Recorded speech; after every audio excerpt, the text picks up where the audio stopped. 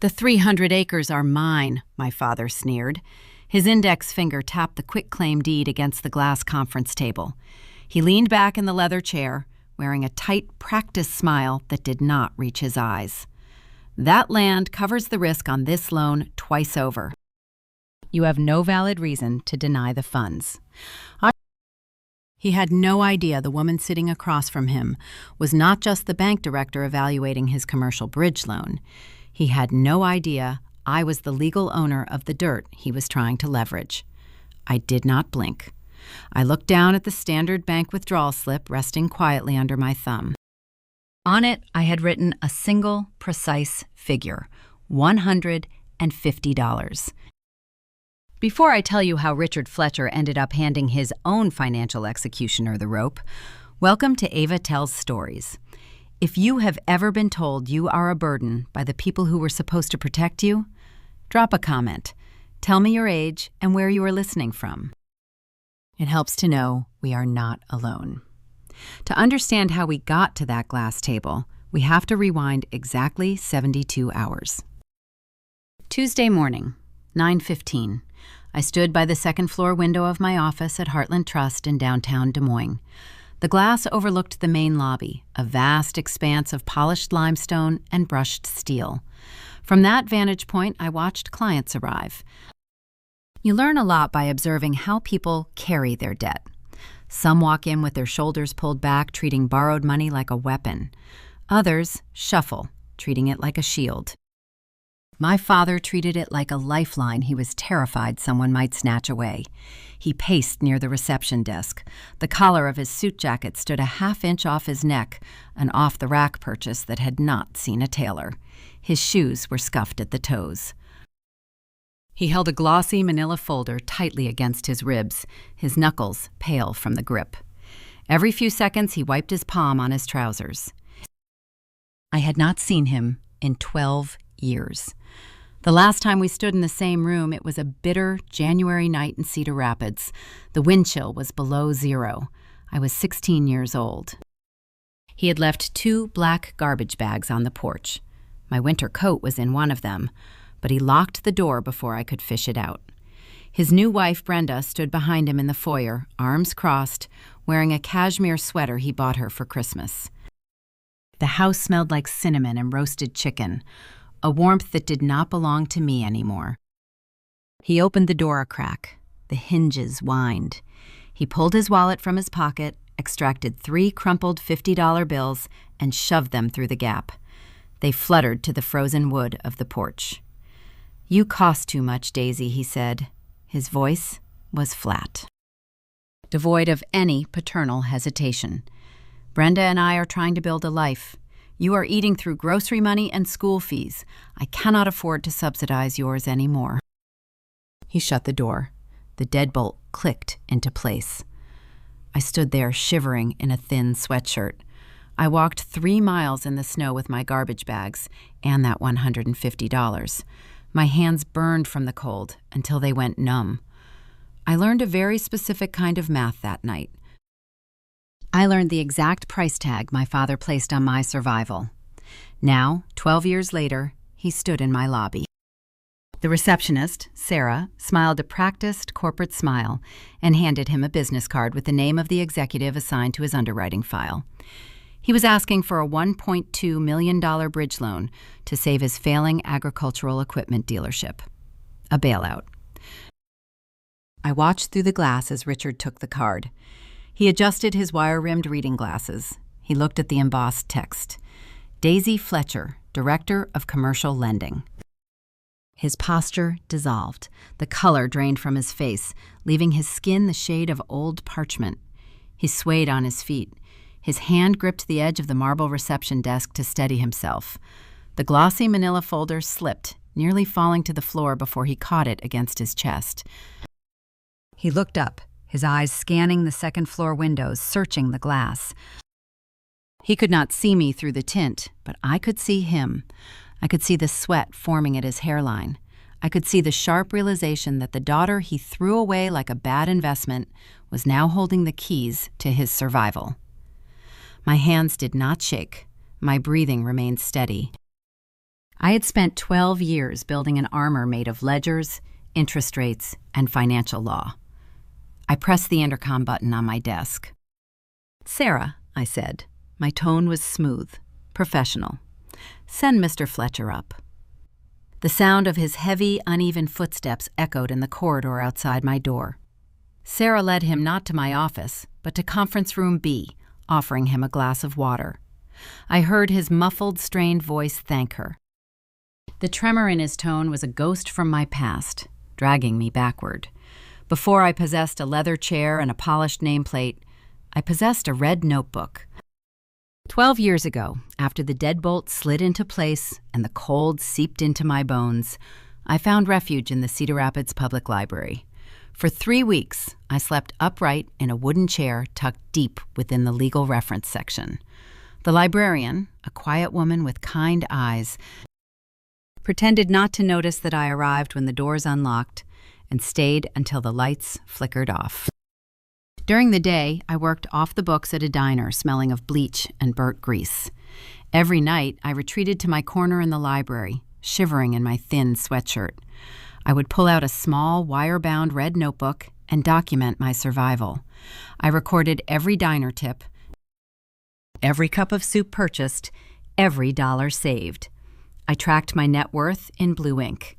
It was a meager ledger, but it was mine. To stay awake and avoid the security guard's attention, I pulled heavy textbooks from the surrounding shelves. I did not read fiction. I read Iowa real estate law. I read corporate finance. I memorized terms like fiduciary duty, escrow, and spendthrift clauses. The language of money became my native tongue.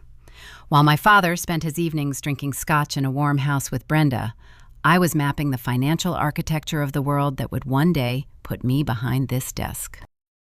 I blinked, pulling myself out of the memory. The red notebook sat in the bottom drawer of my desk right now, a silent witness to everything I had survived. Sarah walked into my office and placed Richard Fletcher's glossy manila folder on my desk. I opened it. The scent of fresh printer ink drifted upward. I smoothed the pages, my eyes scanning the crisp black text.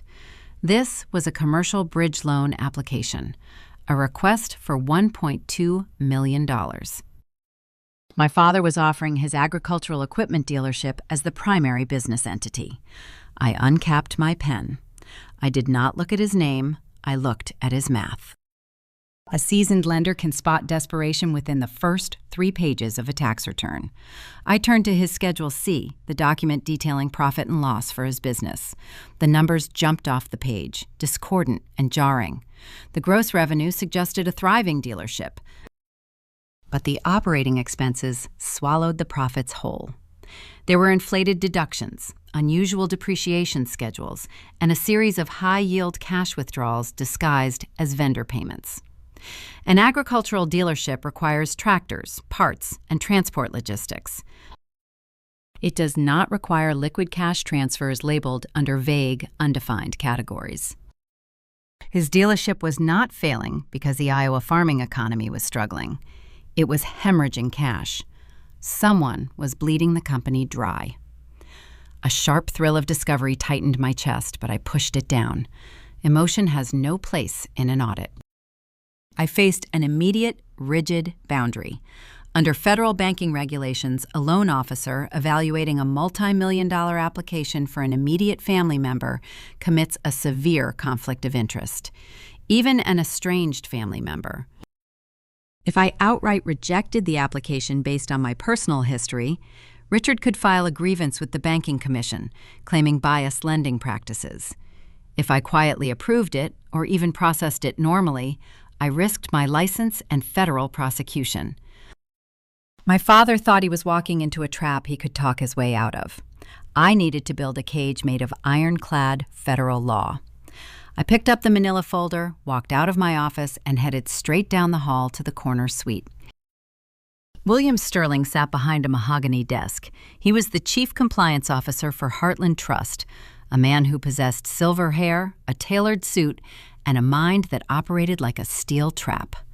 William did not deal in customer service. He dealt in risk mitigation and regulatory law. He was the reason our branch never failed a federal audit. I knocked twice and stepped inside. "Daisy," William said, looking up from a quarterly report, "what do you have?" I placed the glossy folder on his desk. I kept my posture straight and my voice level. "William, I am formally declaring a conflict of interest on this application. The applicant, Richard Fletcher, is my biological father. We have been estranged for 12 years. William leaned back.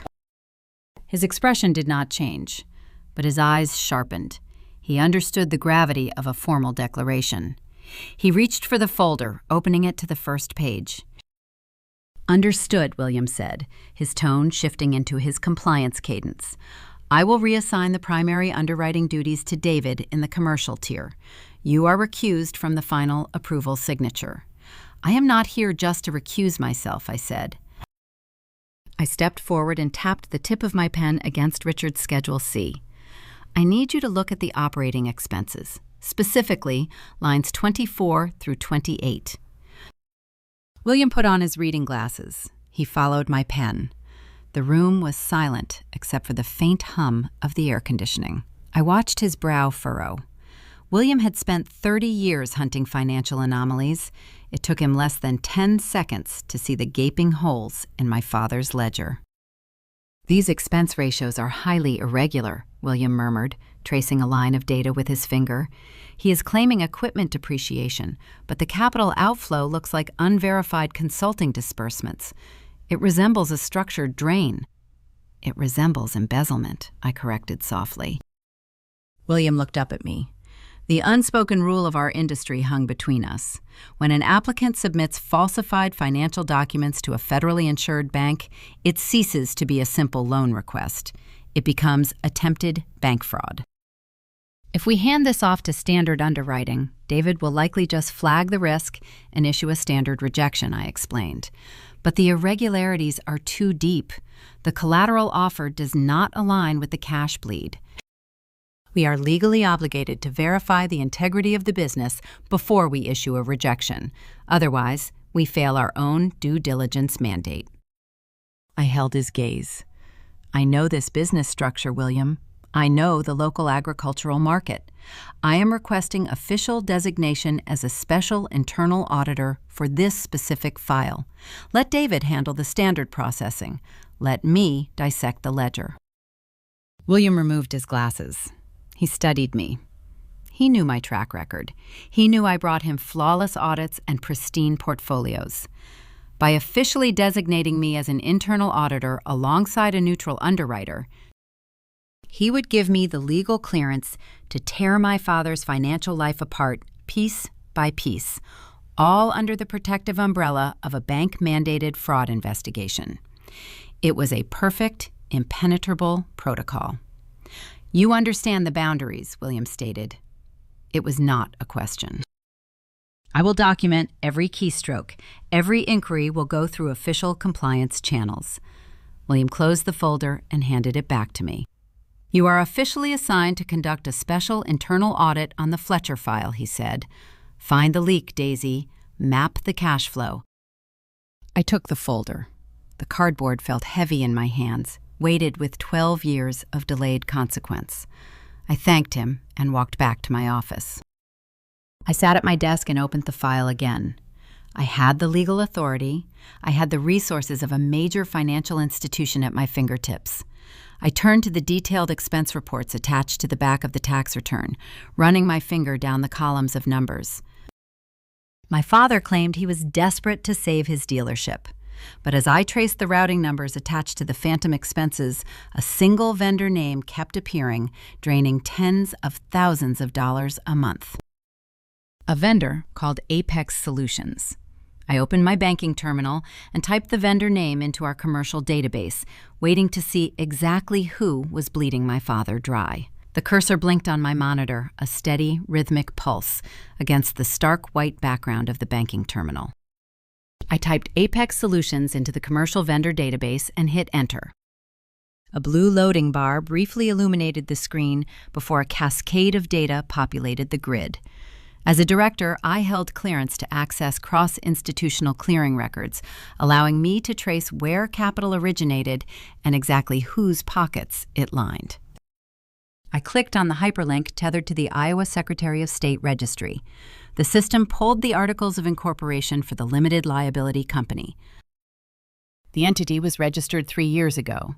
The registered agent and sole proprietor was listed clearly in bold digital print: Kyle Vance. I leaned back in my chair.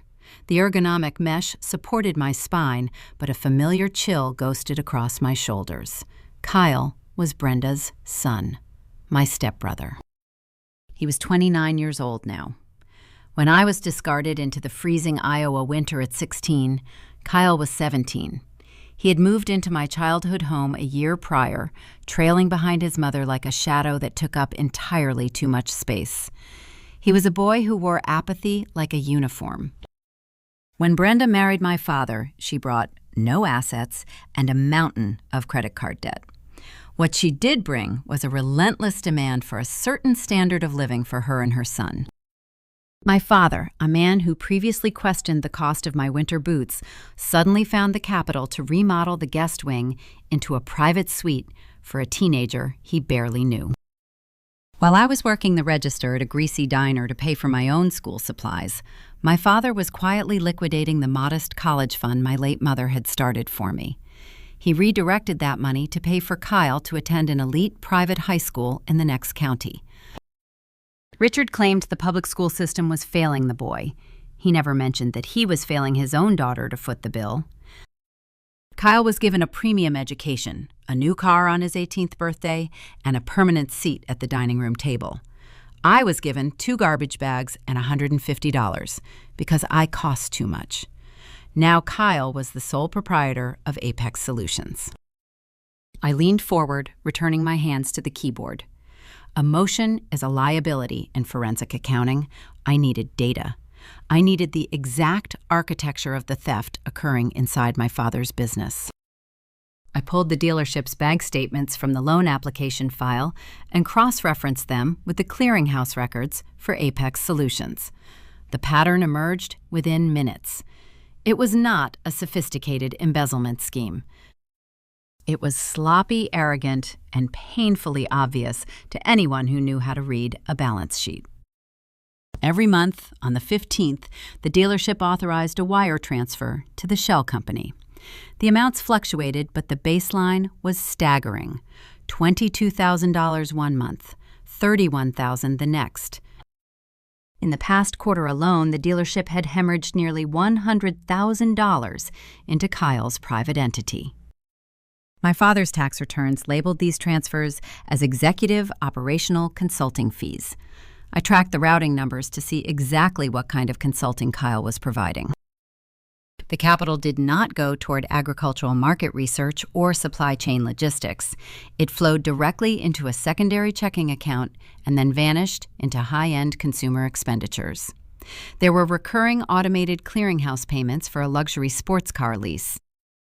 There were massive charges at boutique hotels in Miami and high-stakes golf clubs in Scottsdale. There were thousands of dollars dropped at designer retail stores. Kyle was bleeding the dealership dry to fund a life of unearned luxury. He was a parasite, draining the host organism from the inside out. I documented every transaction.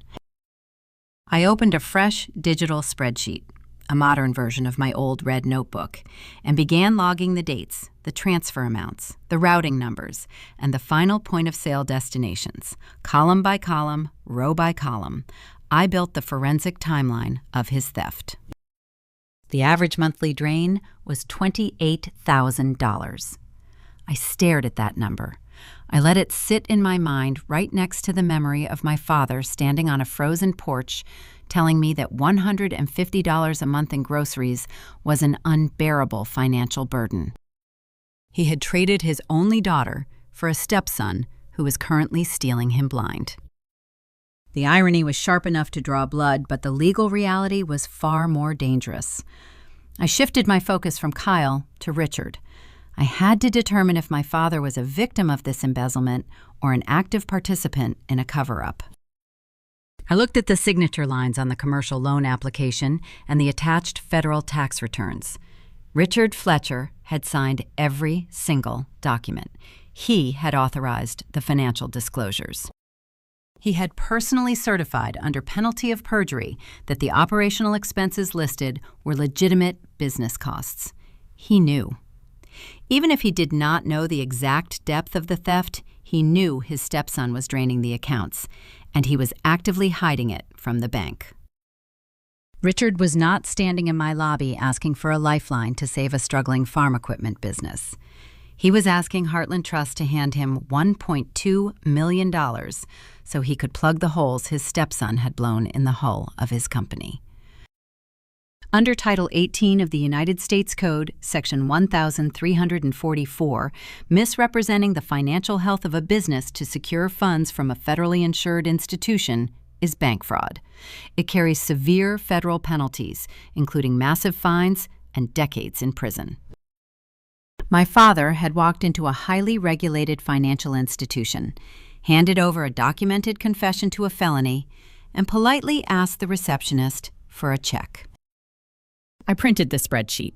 The laser printer in the corner of my office hummed, pushing out page after page of undeniable proof. I gathered the warm sheets of paper and placed them into a thick red audit folder.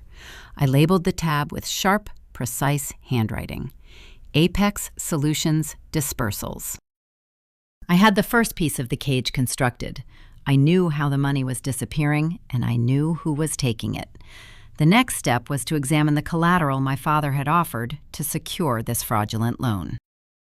If the cash flow was a lie, I needed to know if the safety net he promised the bank was also a fabrication. Before I could pull the property deeds, my desk phone chimed. It was the internal line connecting directly to the main lobby reception desk. I picked up the receiver. Sarah spoke her voice, carrying a distinct tone of professional discomfort. "Daisy, we have a situation down here. A woman just walked in, demanding to bypass the queue. She says she is the wife of a premier commercial client and insists on speaking directly to the director of lending. She will not take no for an answer." I looked through my glass window down at the lobby floor. Standing near the marble desk, wearing a designer coat funded by stolen money and carrying a handbag worth more than my first car, was Brenda. She was tapping her manicured nails against the reception counter, her face pinched in a mask of entitled irritation. She had decided the standard banking protocol was beneath her, and she was coming up to negotiate the loan herself. She did not know the receptionist was talking to her estranged stepdaughter. She did not know she was about to walk directly into the jaws of a federal audit. "Send her up, Sarah," I said. I set the red folder down on my desk, aligning its edges perfectly with the corners of my blotter. "Tell her the director is ready to see her." I set the receiver back onto its cradle. Letting Brenda into my office meant allowing her into my sanctuary. It meant giving her a seat at my table before the audit was complete. I stood up from my ergonomic chair, smoothed the lapels of my tailored navy suit, and walked out the door. I would meet them on the lobby floor, neutral territory. The elevator ride took 14 seconds. I used that brief descent to regulate my breathing, locking every trace of 16-year-old Daisy into a mental vault. The woman stepping out of the steel doors was a banking executive. She dealt in risk assessment, asset verification, and federal compliance. The polished limestone of the main floor echoed with the low hum of corporate commerce. I bypassed the teller stations and walked toward the reception area. Brenda stood arguing with Sarah. She wore a tailored camel coat and a silk scarf draped effortlessly over one shoulder. The air around her carried the heavy scent of expensive floral perfume, a fragrance designed to announce her arrival before she even spoke a word. Leaning against a marble pillar just a few feet away was Kyle. He was staring at his smartphone, his thumbs moving rapidly across the screen. He wore a custom-fit slate gray suit, but he carried himself with a perpetual slouch that ruined the tailoring. Around his left wrist sat a heavy platinum chronograph watch. It caught the recessed lighting above us, gleaming with unearned wealth. I knew exactly how that watch was purchased. The invoice was buried in the Apex Solutions spreadsheet I had just printed upstairs, categorized neatly under quarterly office upgrades. "Brenda," I said. My voice was pitched just loud enough to cut through her argument with the receptionist. She spun around. For a fraction of a second, genuine shock registered in her eyes. Richard had clearly gone home and told her the truth about the name on the business card. But hearing a fact and facing the reality are very different experiences. She looked at my suit, my posture, the security badge clipped to my lapel. She was searching for the desperate, freezing teenager they had discarded. She found a brick wall instead. The shock vanished, instantly replaced by a theatrical mask of maternal warmth. "Daisy, darling!" Brenda gasped, pressing a hand to her chest as if overwhelmed by sheer joy. She stepped forward, opening her arms for an embrace. I did not move. I maintained my stance, leaving 3 feet of cold marble between us, a physical boundary she could not cross without embarrassing herself in a public space. Brenda let her arms fall, recovering quickly. She offered a bright, practiced smile. "When Richard came home yesterday and told me who was running this department, we could not believe it," she said, her voice dripping with artificial sweetness. "We are so proud of you, sweetie. Look at you. You have done so well for yourself." Kyle looked up from his phone.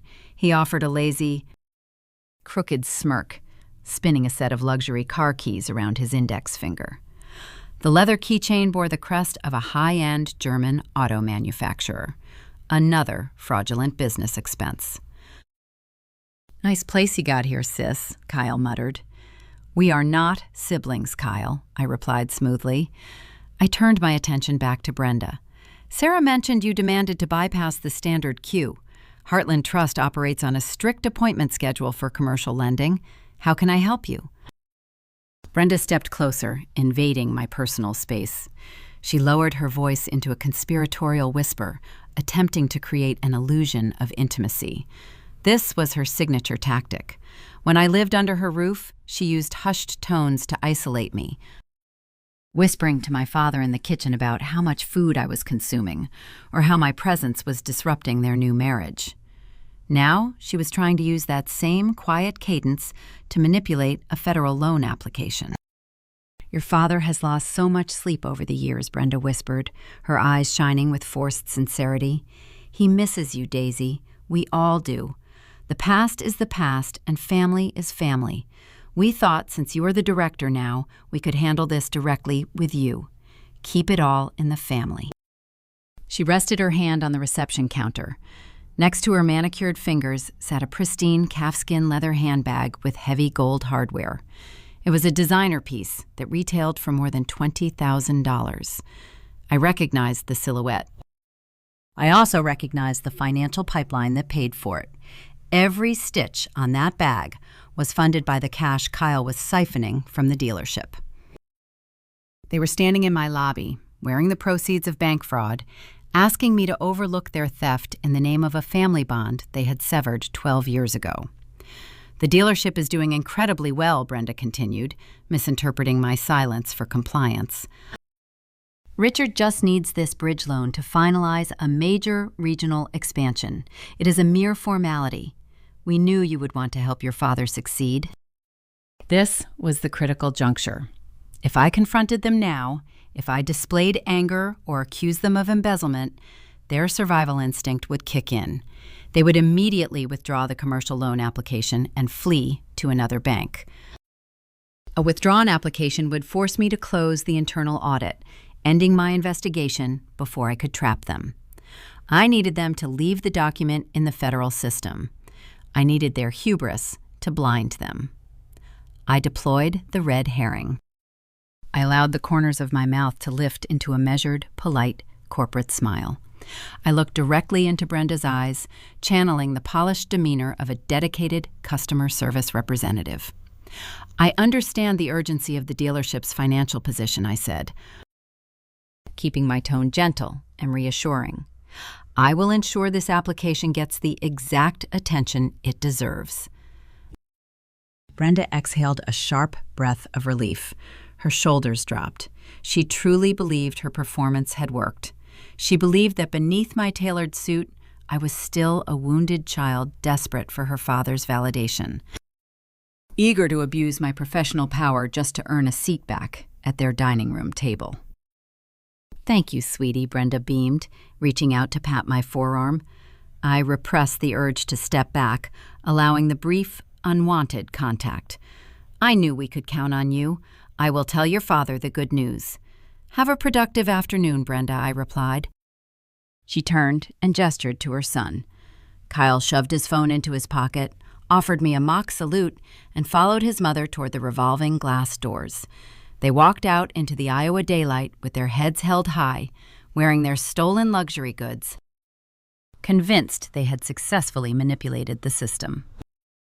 They had no idea they had just sealed their own fate. By walking out of the building without withdrawing the paperwork, they locked the fraudulent application into the active review queue. The grenade was live, and they had willingly handed me the pin. I turned away from the glass doors and walked back toward the elevators. The adrenaline spiked in my veins, sharp and cold. The trap was set, but the audit was only half finished.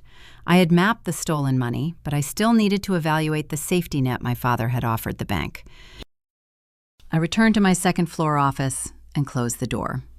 The red audit folder sat precisely where I had left it on my desk blotter. I opened the file and bypassed the tax returns, flipping directly to the final section of the application, the collateral. To secure the $1.2 million requested sum, Richard had pledged a substantial physical asset. It was a 300-acre plot of prime, income-producing agricultural farmland located just outside the city limits. Land is the gold standard for commercial collateral, and this specific parcel was highly valuable. I pulled the property deed provided in the application packet. It was a standard quitclaim deed, transferring sole ownership of the acreage to Richard Fletcher. My heart stalled against my ribs. I recognized the parcel identification number. This was not a random plot of farmland my father had purchased during his career. This land had belonged to my mother's family for 3 generations. It was the land she brought into their marriage. I leaned closer to the document, scrutinizing the transfer signatures. My mother's signature rested on the bottom line, supposedly authorizing the transfer of her generational wealth solely into my father's name. Something felt profoundly wrong. I opened my dual monitors and logged into the county property appraiser's secure portal. I cross-referenced the parcel identification number and pulled the high-resolution digital scan of the original recorded deed. I bypassed the signatures and zoomed in on the bottom right corner of the digital page. I focused entirely on the circular blue ink stamp pressed into the paper by the acting notary public. The stamp verified the date and time the transfer was legally witnessed and executed. I read the date on the notary stamp. Then I read it again. The air vanished from my lungs. The quiet hum of the office faded into absolute silence. My mother died after a brutal, prolonged battle with illness. I remembered the exact date of her passing. I remembered the bitter rain that fell during her funeral. It was a date permanently burned into my memory. The notary stamp authorizing the transfer of the 300 acres was dated 3 weeks after my mother's death. The cool blue light of the dual monitors cast a sterile glow across my desk. I sat perfectly still, my hand resting on the computer mouse. The digital scan of the quitclaim deed filled the right screen. On the left screen, a calendar displaying the year of my mother's death remained frozen. Dead women do not hold pens. Dead women do not schedule appointments with public notaries, and they certainly do not sign away generational wealth to men who plan to discard their only child. My mother, Catherine, inherited those 300 acres from her grandfather. It was prime, black Iowa topsoil, leased year after year to a corporate agricultural conglomerate. That land produced a steady, reliable yield. In the final weeks of her life, When the illness had reduced her to a fragile outline in a hospice bed, she held my hand and talked about that soil. She told me the lease payments would pay for my college. She told me the acreage was my permanent safety net, a foundation no one could ever take away. She passed away on an unseasonably warm Tuesday in October. The notary stamp pressed onto the digital document in front of me was dated the second week of November, 3 weeks after the earth settled over her casket. I leaned forward, my eyes tracing the cursive loops of the forged signature. Richard had tried to mimic her handwriting. He captured the forward slant of her vowels, but he failed to replicate the steady, confident pressure of her pen.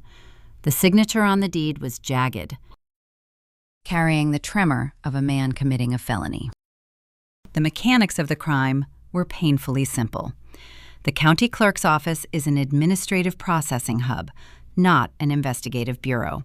They handle thousands of property transfers, liens, and titles every month.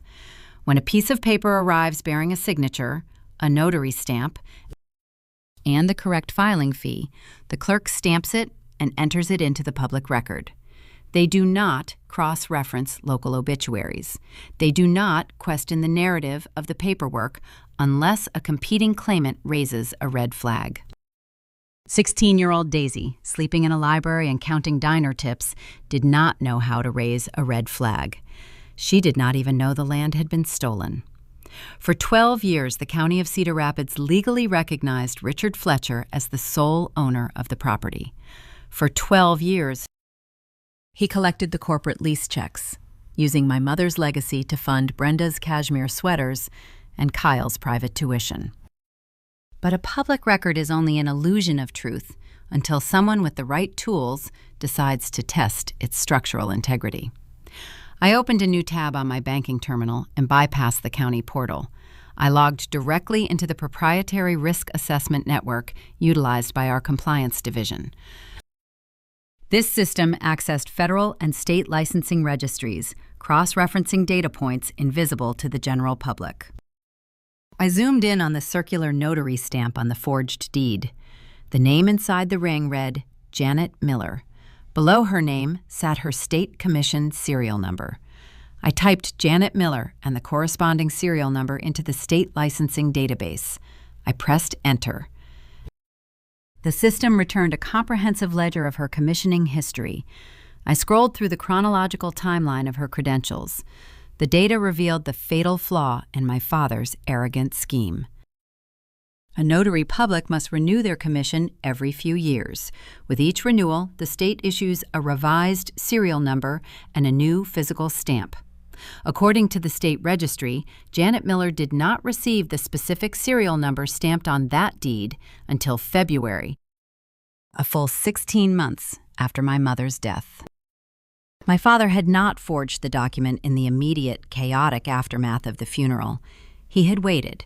2 years later, requiring an influx of capital to sustain his new lifestyle with Brenda, he had backdated a quitclaim deed to make it appear as a deathbed transfer. He either bribed a careless notary, stole her physical stamp, or fabricated a replica. He used a stamp that did not exist in the space and time he claimed the signature took place. The proof was not a matter of opinion or handwriting analysis. It was a matter of immutable chronological fact. I sent the notary credential logs to the printer, the machine word spitting out the crisp pages.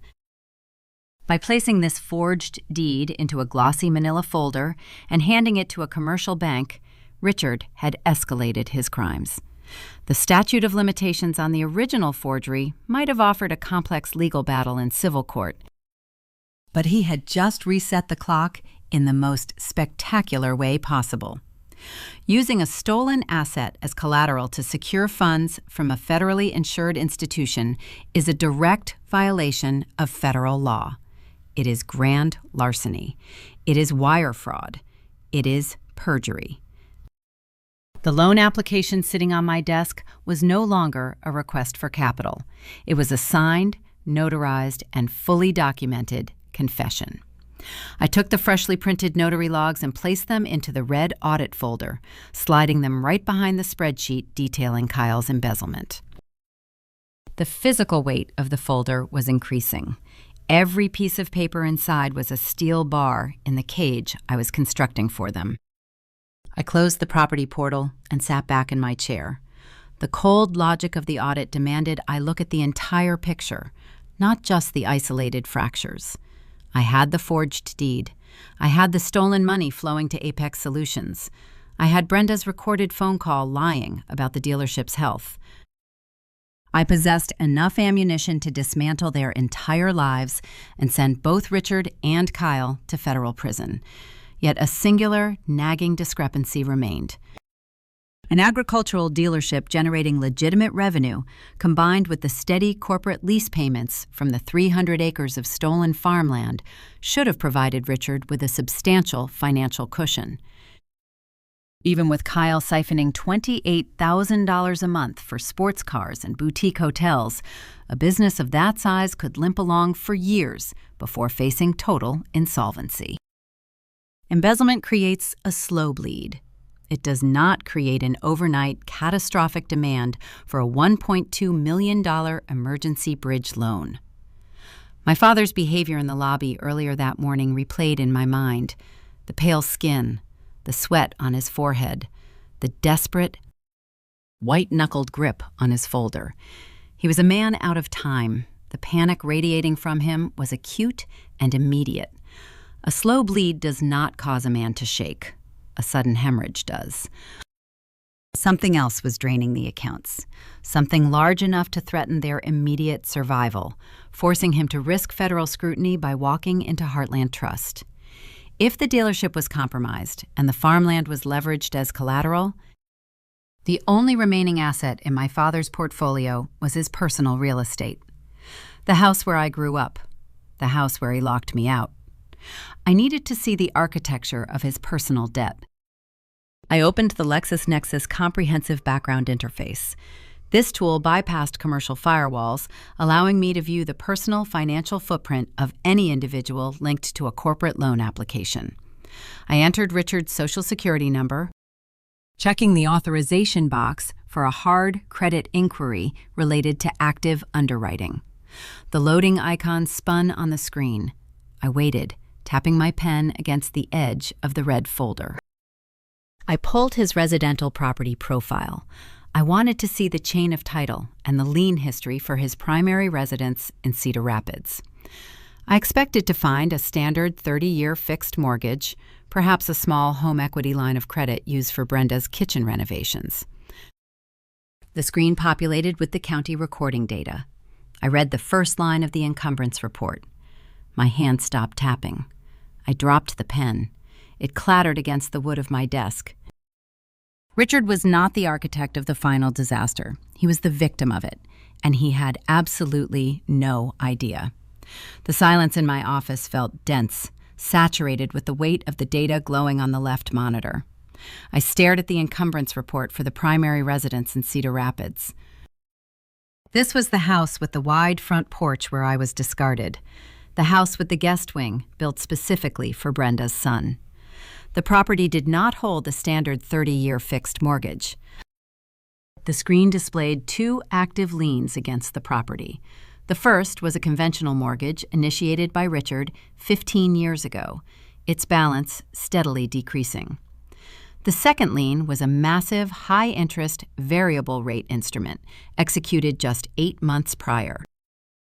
It was a commercial hard money loan secured against the residential equity, a predatory financial product designed for quick capital injections and devastating default penalties. The principal amount of the second mortgage was exactly $850,000. I scrolled down to view the recorded signatures authorizing the encumbrance. A secondary mortgage on a primary residence requires the signatures of all titled owners. Richard and Brenda's names were required on the bottom line. I pulled the digital scan of the loan origination document. Richard's signature was there, executed in blue ink. Brenda's signature sat beside it. But my eyes immediately caught the rigid, identical spacing between the letters of my father's name. I had just spent an hour analyzing a forged signature on a 12-year-old quitclaim deed. I knew how a trembling hand attempting perjury looked. This signature did not tremble. It was too perfect. It lacked the natural variance of human handwriting. It was a digital reproduction, lifted from a previous document and seamlessly superimposed onto the secondary mortgage application via a PDF editing software. Richard had not authorized this secondary mortgage. Someone inside his inner circle had stolen his digital signature. I checked the disbursement routing for the $850,000. The funds were not wired to a general contractor for home renovations. They were not directed toward the agricultural equipment dealership to alleviate operational stress. The $850,000 dropped directly into a commercial checking account registered to Apex Solutions. Kyle Vance had not just been siphoning operational revenue from his stepfather's business to lease sports cars and fund boutique hotel stays. Kyle's lifestyle debts had accelerated beyond the capacity of a steady, monthly $28,000 drain. He needed a massive, immediate capital injection to cover his escalating liabilities. He had secretly leveraged the roof over his mother and stepfather's heads. The architecture of their ruin was breathtaking in its arrogance. Kyle, operating from his unearned position as vice president of operations, had access to Richard's digital signature profile, the company tax returns, and the residential property deeds. He had packaged a fraudulent secondary mortgage application, forged the signatures of his mother and stepfather, and pocketed nearly $1 million in equity. Hard money loans carry aggressive repayment schedules. I checked the payment history on the secondary mortgage. The ledger was a sea of red text. The first 3 payments were made on time, likely funded by the stolen principal itself to maintain the illusion of compliance. The 4th payment was late. The 5th payment was missed entirely. The account had been in severe default for 90 days. At the bottom of the encumbrance report, a newly filed legal action sat waiting in the county queue. A notice of default and intent to foreclose. The predatory lender was initiating the process to seize the primary residence. The public notice would be published in the local Cedar Rapids newspaper within the next 14 days. The puzzle pieces snapped together with brutal clarity, revealing the true nature of the panic I had witnessed in the lobby. My father was not applying for a $1.2 million bridge loan to expand his dealership. The operational cash bleed Kyle created had forced Richard to audit his own books. Richard had discovered the massive hole in his business accounts. He knew his company was failing, but he believed the failure was due to standard mismanagement or market downturns. He believed his stepson was merely incompetent, not criminal. Richard was desperate for the bridge loan to stabilize his failing dealership, relying on the false assumption that his primary residence and the stolen 300 acres of farmland provided an impenetrable safety net. He had absolutely no idea that Kyle had already stolen the safety net. He had no idea his stepson had secretly lost their family home. Brenda, performing her theatrical whispers in my lobby, defending her son's brilliant business acumen, had no idea she was sleeping in a house that the bank was actively preparing to seize. They were standing in a sinking ship, arguing over the color of the sails, completely unaware the hull was already gone. A profound, chilling realization washed over me. If I simply rejected the commercial loan application based on standard underwriting risk, Richard would leave Heartland Trust and immediately seek capital from a subordinate, less regulated lender. He would eventually discover Kyle's theft, but the revelation would occur in private. They would scramble, perhaps sell assets, hire aggressive defense attorneys, and attempt to sweep the embezzlement and the forged residential mortgage under a rug of family loyalty.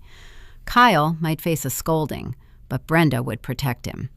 Richard, desperate to maintain the illusion of his perfect second marriage, would likely absorb the blow, quietly liquidating the remainder of his stolen farmland to cover his stepson's felonies. They would survive the fallout. The consequences would be internal, cushioned by their mutual complicity. I refused to allow a quiet survival. The audit was no longer just an investigation into commercial risk. It was a perfectly loaded weapon. The red folder on my desk contained the forensic autopsy of 3 separate federal crimes: the 12-year-old forged quitclaim deed, the ongoing corporate embezzlement, and the fraudulent secondary residential mortgage.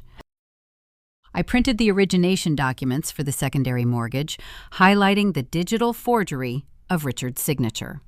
I printed the notice of default from the predatory lender, showing the imminent foreclosure on their home.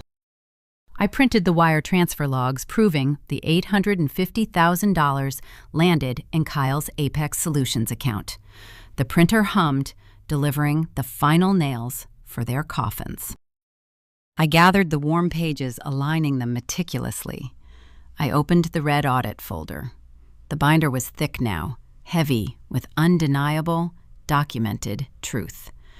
I placed the foreclosure notice right behind the evidence of the stolen farmland. The financial ruin of the antagonists was complete.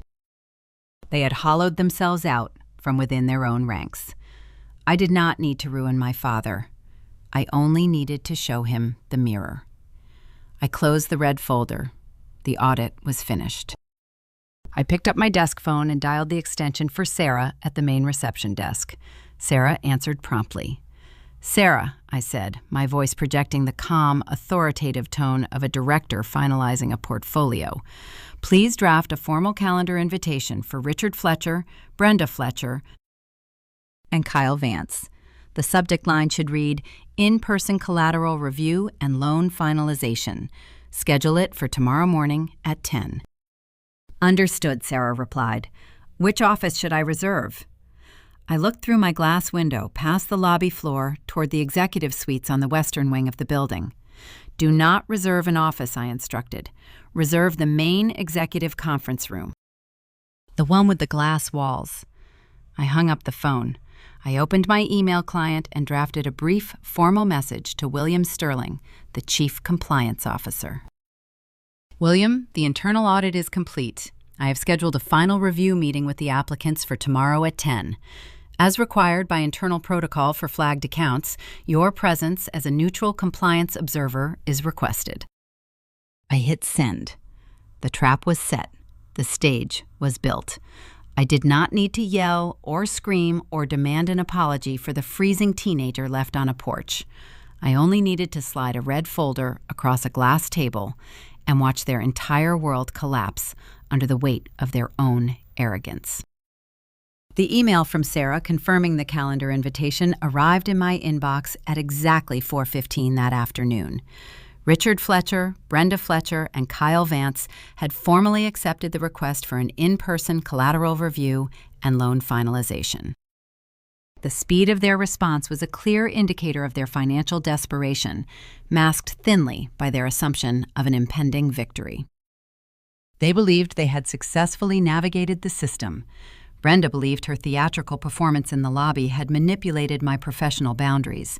Richard believed the sheer value of his stolen collateral, combined with my presumed desperation for his approval, guaranteed the funds.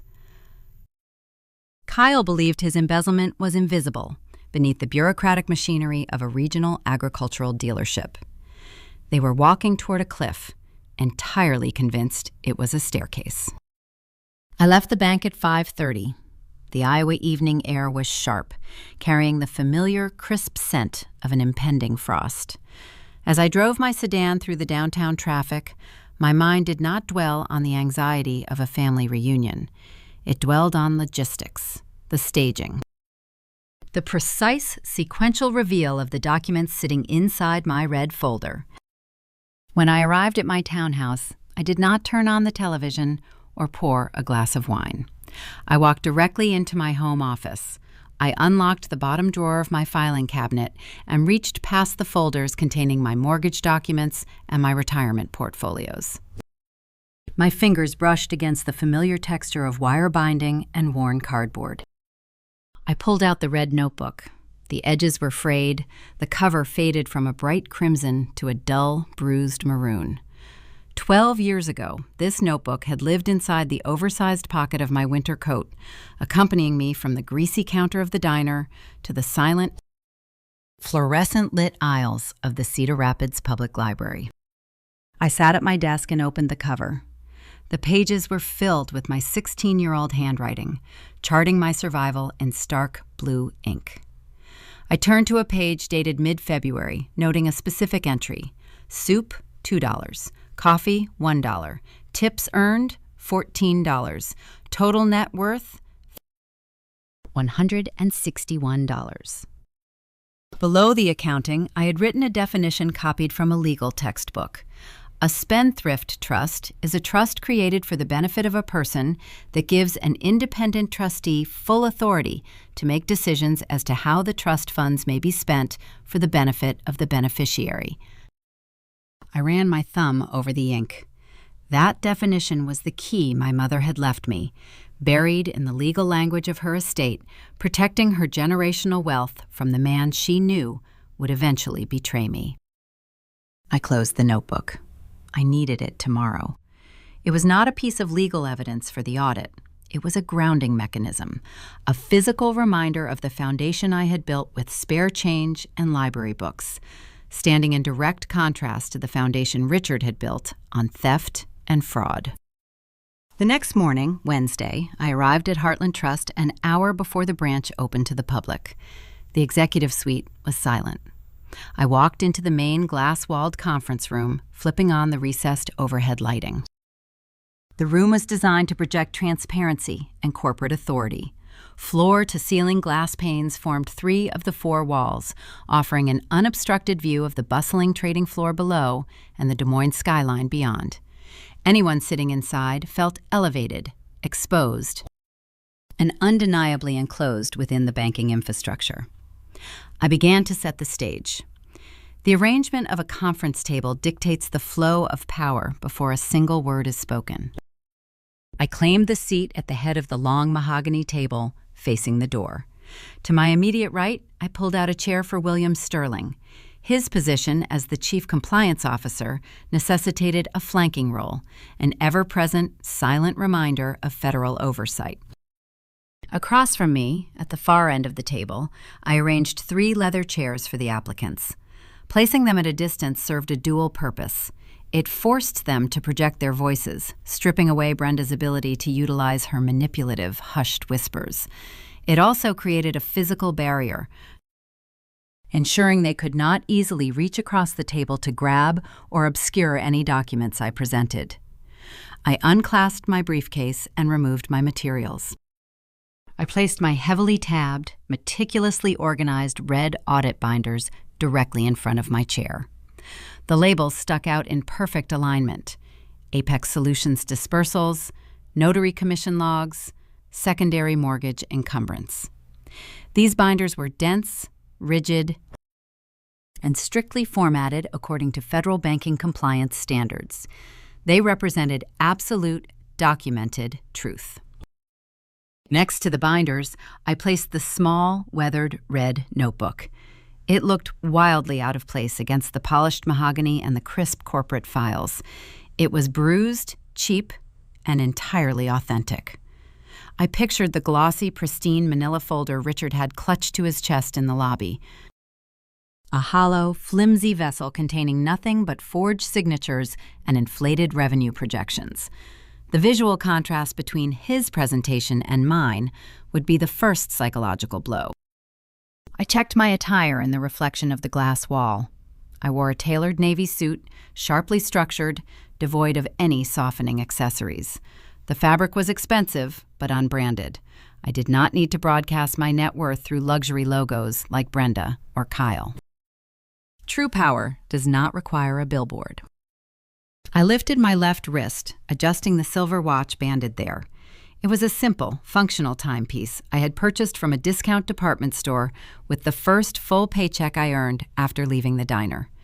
The silver plating was scratched, the glass slightly clouded. It kept perfect time. It was a symbol of my earned independence, a direct counterpoint to Kyle's heavy platinum chronograph funded by stolen equity. At 9:45, William Sterling entered the conference room. He carried a single yellow legal pad and a silver fountain pen. He wore a charcoal suit and a neutral expression. "Good morning, Daisy," William said, taking his seat to my right. He set his legal pad on the table, aligning it with the edge of the mahogany. "I reviewed the preliminary audit summary you uploaded to the secure server late last night." "And your assessment?" I asked, keeping my tone conversational. William uncapped his fountain pen. "The documentation is devastating. The sheer volume of interconnected fraud is remarkable, given the lack of sophistication. It is a house built entirely on termite-damaged wood." He looked at the empty chairs at the far end of the table. "They do not know what is waiting for them." "They believe they are arriving for a coronation," I replied. "They believe they are walking out of this room with a cashier's check for $1.2 million.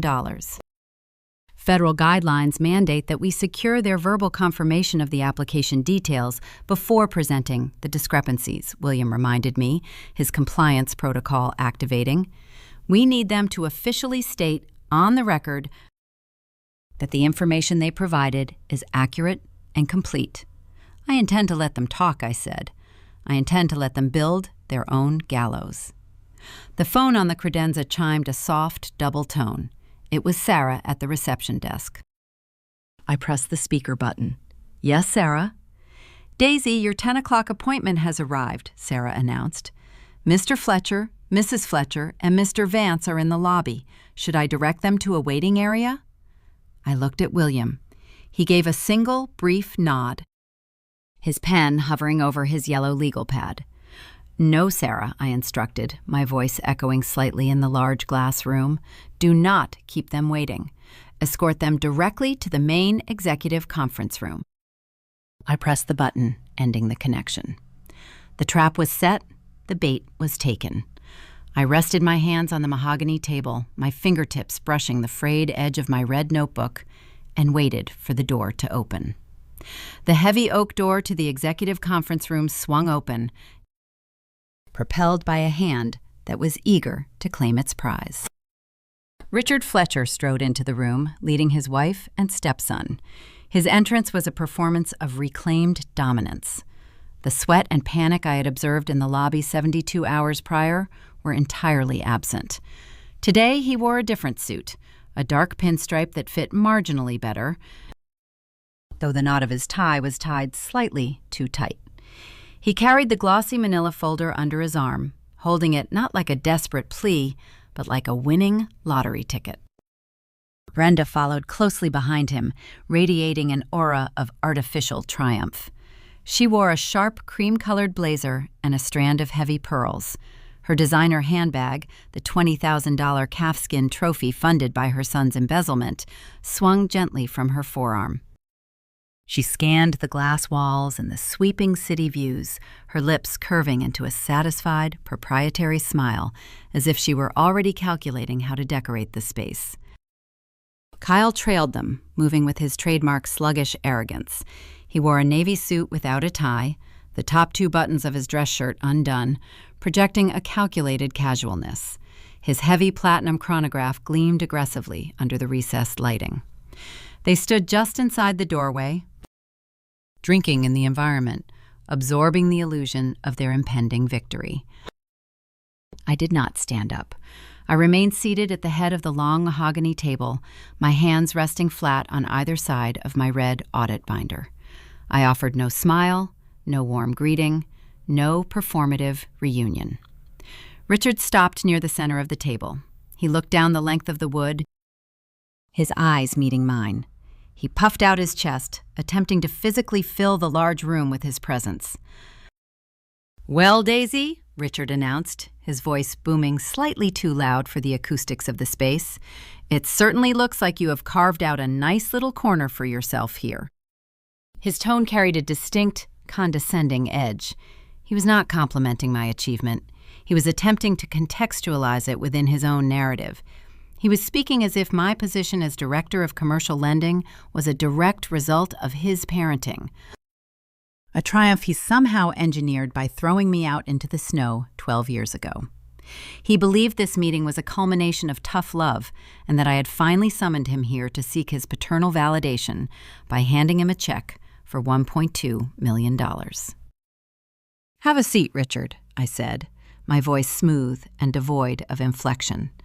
I gestured toward the 3 leather chairs, positioned deliberately at the far end of the table. Brenda's smile faltered for a fraction of a second at the lack of an embrace, but she quickly recovered, gliding toward the designated chairs. Richard frowned slightly, perhaps expecting me to offer him the seat closer to the head of the table, but he complied, pulling out the center chair and sitting down heavily. Kyle dropped into the chair on Richard's left, sprawling backward and crossing his ankle over his knee. Kyle looked around the room, letting out a low, theatrical whistle. "Not bad, sis," he drawled, spinning his luxury car keys around his index finger. "Got the corner office with the view. Must be nice to sit up here pushing paper while the rest of us are down in the dirt doing the real work."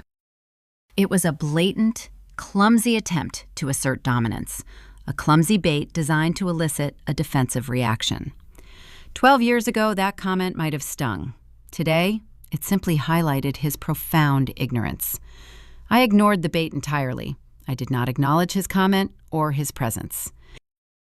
I shifted my gaze back to my father. "Richard, Brenda, Kyle," I began, adopting the formal, measured cadence required for an official underwriting meeting. "This is William Sterling, the Chief Compliance Officer for Heartland Trust. Company protocol mandates the presence of a neutral compliance observer during the final review phase of any commercial loan application exceeding $1 million. William, seated to my right, did not offer a greeting. He simply gave a brief, sharp nod, uncapped his silver fountain pen, and poised it over his yellow legal pad. Brenda leaned forward, directing a beaming, high-wattage smile toward William. She was deploying her charm, assuming William was my superior and the true decision-maker in the room. She believed she needed to win him over. "It is a pleasure to meet you, Mr. Sterling," Brenda cooed, her voice pitched with practiced warmth. "We are just thrilled to be here. Richard has been working so hard to finalize this expansion, and having Daisy manage the account feels like absolute fate, a true family effort." William did not return the smile. He did not blink. He wrote a single line on his legal pad, his eyes never leaving the paper. The silence stretched, sharp and awkward, completely neutralizing Brenda's charm offensive. Her smile tightened, and she leaned back into her chair, her hand drifting down to rest protectively on her designer handbag. "Let us proceed with the final verbal verification of your submitted documents," I stated, picking up a remote control resting near my keyboard. I aimed it at the far wall. A large digital screen descended smoothly from the ceiling, positioned directly behind Richard, Brenda, and Kyle. A high-resolution projector hummed to life, casting the title page of Richard's commercial business plan onto the screen. The bold black letters read, "Fletcher Agricultural Equipment Dealership, Expansion and Capital Restructuring Proposal." Richard, as the primary applicant and sole proprietor of the business entity in question, the federal bank requires you to verbally confirm the financial projections and operational status outlined in your application, I explained, keeping my tone perfectly neutral. The bank relies on these statements to assess the current health and future viability of the collateralized enterprise. I pressed a button on the remote. The presentation advanced to a dense slide filled with bar graphs and revenue charts. It was a visual representation of the dealership's alleged financial trajectory, a trajectory I knew was entirely fabricated. "Please walk us through the Q3 and Q4 revenue projections," I instructed, gesturing toward the screen. "Specifically, the operational capital allocated for your proposed regional expansion." Richard straightened his tie, sitting up taller in his leather chair. He cleared his throat, leaning into the role he believed he was supposed to play, the successful, commanding businessman presenting his empire to a captive audience.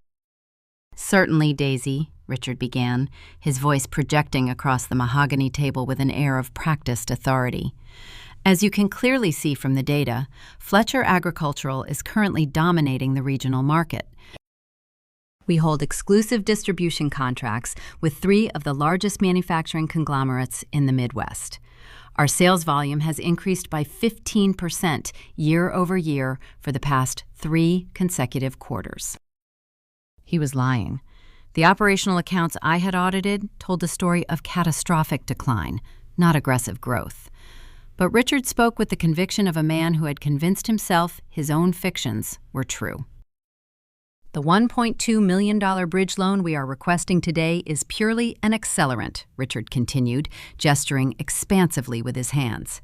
We are utilizing the funds to acquire a competing dealership across county lines, effectively doubling our market share footprint overnight. The capital will also be used to upgrade our internal logistics software and expand our service bay capacity to handle the increased operational volume. Brenda nodded vigorously in agreement, playing the role of the devoted, supportive spouse perfectly. Richard has been visionary in his approach, she added, ensuring William Sterling heard her endorsement. The demand for our services is simply unprecedented. This loan is just the final piece of the puzzle. And your operational expenses remain stable during this aggressive growth phase? I asked, my voice flat, revealing absolutely nothing. Entirely stable, Richard confirmed smoothly, without a microsecond of hesitation. Our overhead is tightly controlled. We run a lean, highly efficient operation. Every dollar is accounted for and optimized for maximum return on investment.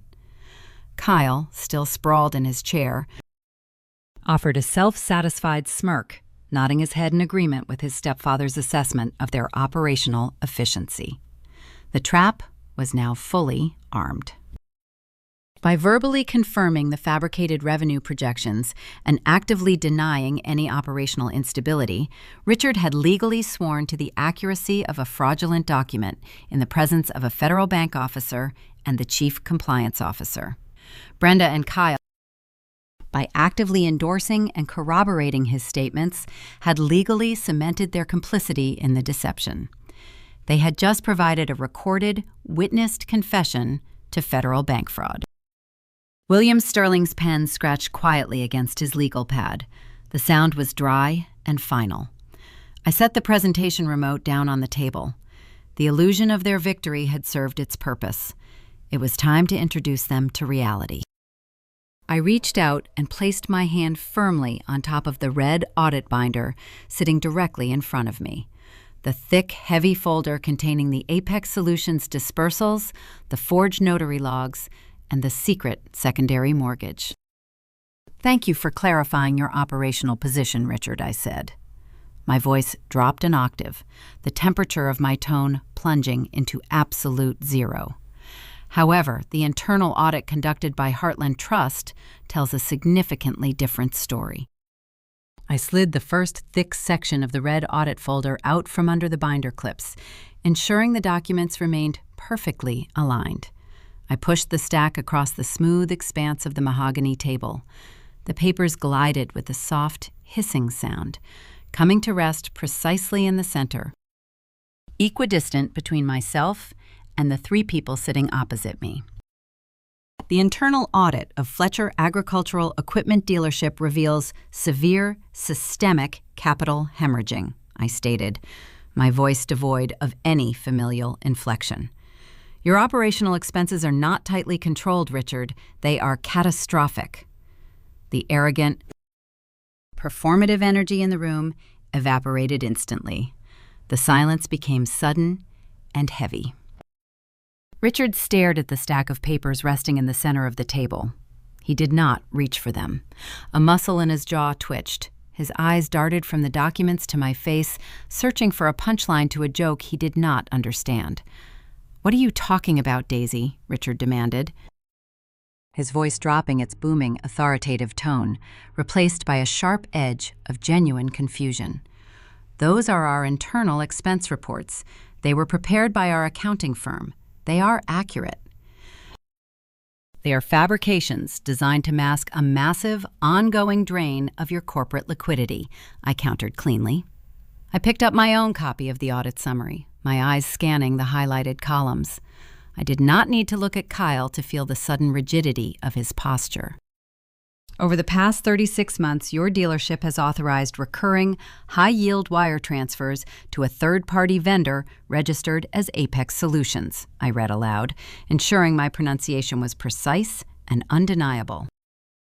These transfers are categorized on your Schedule C tax filings as executive operational consulting fees. I looked up, meeting Kyle's gaze. The lazy, condescending smirk he had worn since entering the room was completely gone. His skin, previously flushed with arrogant confidence, turned the color of ash. He swallowed hard, his Adam's apple bobbing visibly against his collar. However, an analysis of the clearinghouse routing data confirms that Apex Solutions provides no logistical, agricultural, or operational consulting services to your dealership, I continued, turning my attention back to the data. Apex Solutions is a shell company, a limited liability corporation whose sole proprietor and registered agent is Kyle Vance. Brenda gasped, a sharp, involuntary intake of breath. Her hand flew to her mouth. She whipped her head toward her son, her eyes wide with shock. "Kyle? What is she talking about?" Kyle did not answer his mother. He stared blankly at the mahogany table, his hands gripping the armrest of his leather chair so tightly his knuckles turned white. "I have mapped the dispersal destinations for the capital routed into the Apex Solutions account," I stated, turning the page of my audit summary. "The funds do not re-enter your operational ecosystem. They are diverted into high-end consumer expenditures, $28,000 a month on average. The funds have been used to secure the lease on a current-year luxury sports car, finance extensive stays at boutique resorts in Miami and Scottsdale, and settle outstanding balances at several high-end designer retail establishments." I paused, letting the silence amplify the weight of the numbers. I looked directly at the designer handbag sitting on the table next to Brenda's arm. "You are not running a lean, highly efficient operation, Richard," I concluded, my tone flat and final. "You are funding an embezzlement scheme from within your own ranks." Richard's face flushed a deep, mottled red. The veins in his neck stood out, thick and pulsing. The shock of the revelation was rapidly transmuting into a volatile, defensive anger. He slammed his open palm against the mahogany table. The loud crack echoed off the glass walls. "This is outrageous," Richard bellowed, his voice rising into a shout. He pointed a trembling finger at me. "You have no right to pry into the internal workings of my company. Apex Solutions is an internal family business arrangement. It is a strategic compensation package for Kyle's role as Vice President of Operations. How I choose to structure my family's compensation is none of your concern." He was attempting to utilize the same tactic of loud, aggressive intimidation he had used 12 years ago on that freezing porch. He expected the sheer volume of his anger to force me into submission. I did not flinch. I did not raise my voice to match his. I simply deployed the federal law. The internal structuring of your family finances ceased to be a private matter the precise moment you submitted those falsified documents to a federally insured financial institution, I replied, my voice cutting through his shouting with cold, clinical precision. I leaned forward slightly, closing the physical distance between us over the long table.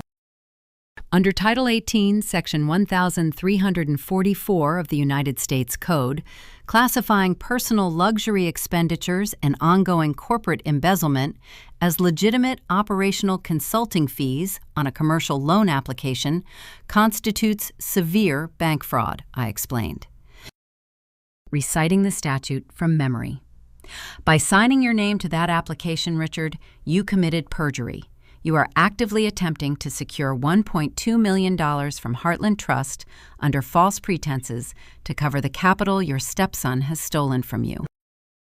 The anger drained out of Richard as quickly as it had erupted, replaced by a cold, suffocating terror.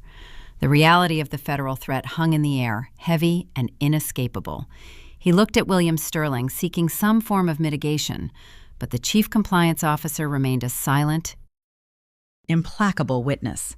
his pen continuing its steady, documenting scratch against the yellow legal pad. Richard turned slowly, his eyes locking onto his stepson. The betrayal was raw and visible, etched deeply into the lines of his face. He had spent 12 years elevating Kyle above his own blood, sacrificing my future to fund Kyle's present, only to discover the boy was dismantling his empire from the inside out. "Kyle," Richard demanded, his voice a hoarse, ragged whisper, "is this true? Have you been siphoning the company accounts?" Kyle opened his mouth to speak, but only a strangled, unintelligible sound emerged. He looked at his mother, a silent plea for protection. But Brenda was paralyzed, caught between the undeniable documentation on the table and the collapse of the illusion she had curated for over a decade. "The embezzlement is catastrophic, Richard, but it is not the terminal event," I interjected, pulling their attention back to me. I reached into my red audit binder and extracted the second set of documents. These papers were heavy, carrying the weight of a totally different kind of ruin. I slid the new stack across the table, placing them directly on top of the Apex Solutions financial logs. The commercial accounts were insufficient to cover the escalating velocity of Kyle's lifestyle debts, I stated, pushing the papers closer to Richard. The $28,000 monthly drain was no longer enough. He required a massive, immediate capital injection. Richard stared at the new documents. He did not touch them, as if the paper itself might burn his skin. "I pulled the encumbrance report on your primary residential property in Cedar Rapids," I explained, my voice steady, delivering the fatal blow. 8 months ago, a secondary commercial hard money mortgage was executed against the equity of your home. The principal amount of the loan was $850,000. Richard's head snapped up. His eyes were wide, frantic, darting wildly around the room. "That is impossible. We never authorized a secondary mortgage on the house. The house is clear." "The house is highly leveraged," I corrected. "The loan origination documents bear digital reproductions of both your signature and Brenda's signature. The funds were not dispersed to you. The $850,000 were wired directly into the Apex Solutions commercial checking account." I pointed to the final page resting on the top of the stack. It was a formal legal notice, printed on county letterhead. Because hard money loans carry aggressive, variable interest rates and severe default penalties, the secondary mortgage is currently 90 days in arrears, I concluded. "The document you are looking at is a notice of default and intent to foreclose. The predatory lender is actively initiating the legal process to seize your primary residence." The silence that followed was absolute. It was the sound of a total structural collapse. Richard stared at the foreclosure notice. The color completely abandoned his face, leaving behind a stark, terrifying pallor. He slowly turned his head, his gaze shifting from the undeniable legal documentation resting on the mahogany table to the young man sitting beside him. He looked at Kyle not as a stepson, not as a vice president, but as the architect of his total destruction.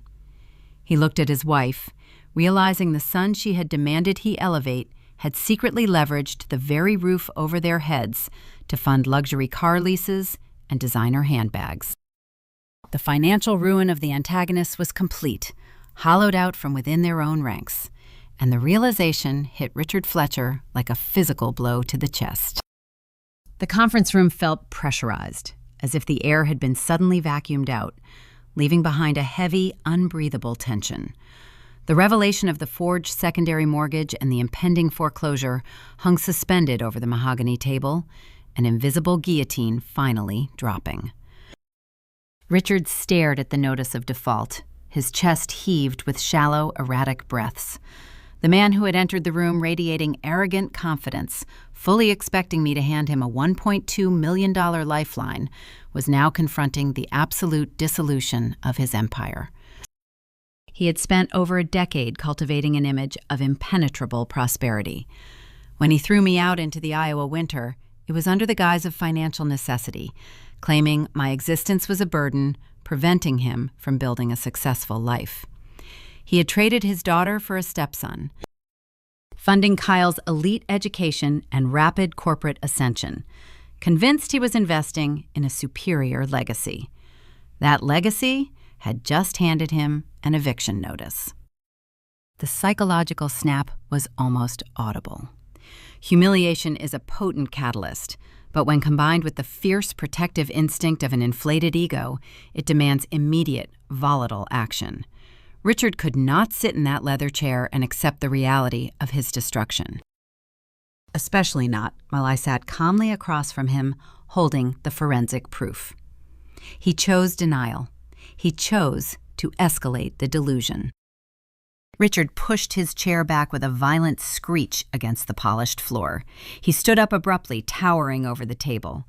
The defensive anger returned, red and raw, masking the underlying terror. He slapped his hand down onto the glass surface, avoiding the stacks of audit documents as if the paper were radioactive. "I have heard enough of this garbage," Richard bellowed, his voice straining against the acoustics of the room. He pointed a trembling finger at me, his eyes wide and wild. "This is a setup. You fabricated these documents to humiliate me. You brought us here to stage a pathetic, vindictive performance because you are still bitter about the past." I did not react. I remained perfectly still, watching him construct a flimsy narrative to shield his shattering ego. "We are withdrawing this application immediately," Richard announced, his voice rising, seeking the authority he had permanently lost. He snatched up the glossy manila folder he had brought with him, clutching it to his chest as if it contained anything of value. "We do not need Heartland Trust. We have 300 acres of prime collateral. We will take our business to an institution that actually respects its clients, rather than one employing bitter, unprofessional auditors." He turned to his wife, who remained frozen in her chair, staring blankly at the foreclosure notice. "Brenda, get up. We are leaving." Brenda blinked, shaking her head slightly, trying to process the command through the haze of shock. She looked at Kyle, who was already on his feet, edging toward the heavy oak door, desperate to escape the enclosed space and the undeniable proof of his felonies. "Richard, the house," Brenda stammered, her voice a thin, fragile thread. "The letter says they are taking the house." "It is a clerical error," Richard snapped, grabbing her arm and pulling her upward with unnecessary force. "I will call the county assessor this afternoon and sort it out." "Do not listen to a word she says. She is lying. Let's go." Brenda stumbled forward, clutching her $20,000 calfskin handbag like a shield. Kyle opened the conference room door, stepping out into the hallway with hurried, frantic steps. Richard shoved past him, leading his family out of the executive suite, leaving the door wide open behind them. I sat in silence, listening to the rapid, heavy cadence of their footsteps retreating down the corridor. They truly believed they could simply walk away. They believed the confrontation was a personal dispute, a dramatic family argument that could be concluded by storming out of the room. By physically removing themselves from the bank, they assumed they had escaped the legal and financial consequences of the paperwork they had signed and submitted. They did not understand the immutable mechanics of the federal banking system. The moment a loan application containing falsified financial data and forged signatures is officially logged into the underwriting queue of a federally insured institution, the threshold of bank fraud is crossed. The crime is complete upon submission. Withdrawing the application after the fraud has been detected does not erase the offense. It merely accelerates the compliance protocol. I turned my head and looked at William Sterling. The chief compliance officer had not moved during Richard's outburst. He had remained seated, a silent observer documenting the entire implosion. He set his silver fountain pen down perfectly parallel to the edge of his yellow legal pad. He met my gaze. The expression on his face was a mixture of clinical satisfaction and professional finality. The verbal confirmation of the fabricated revenue projections was secured, Williams stated quietly, summarizing the legal weight of the encounter. The denial of the embezzlement, despite overwhelming documentary evidence, was also recorded.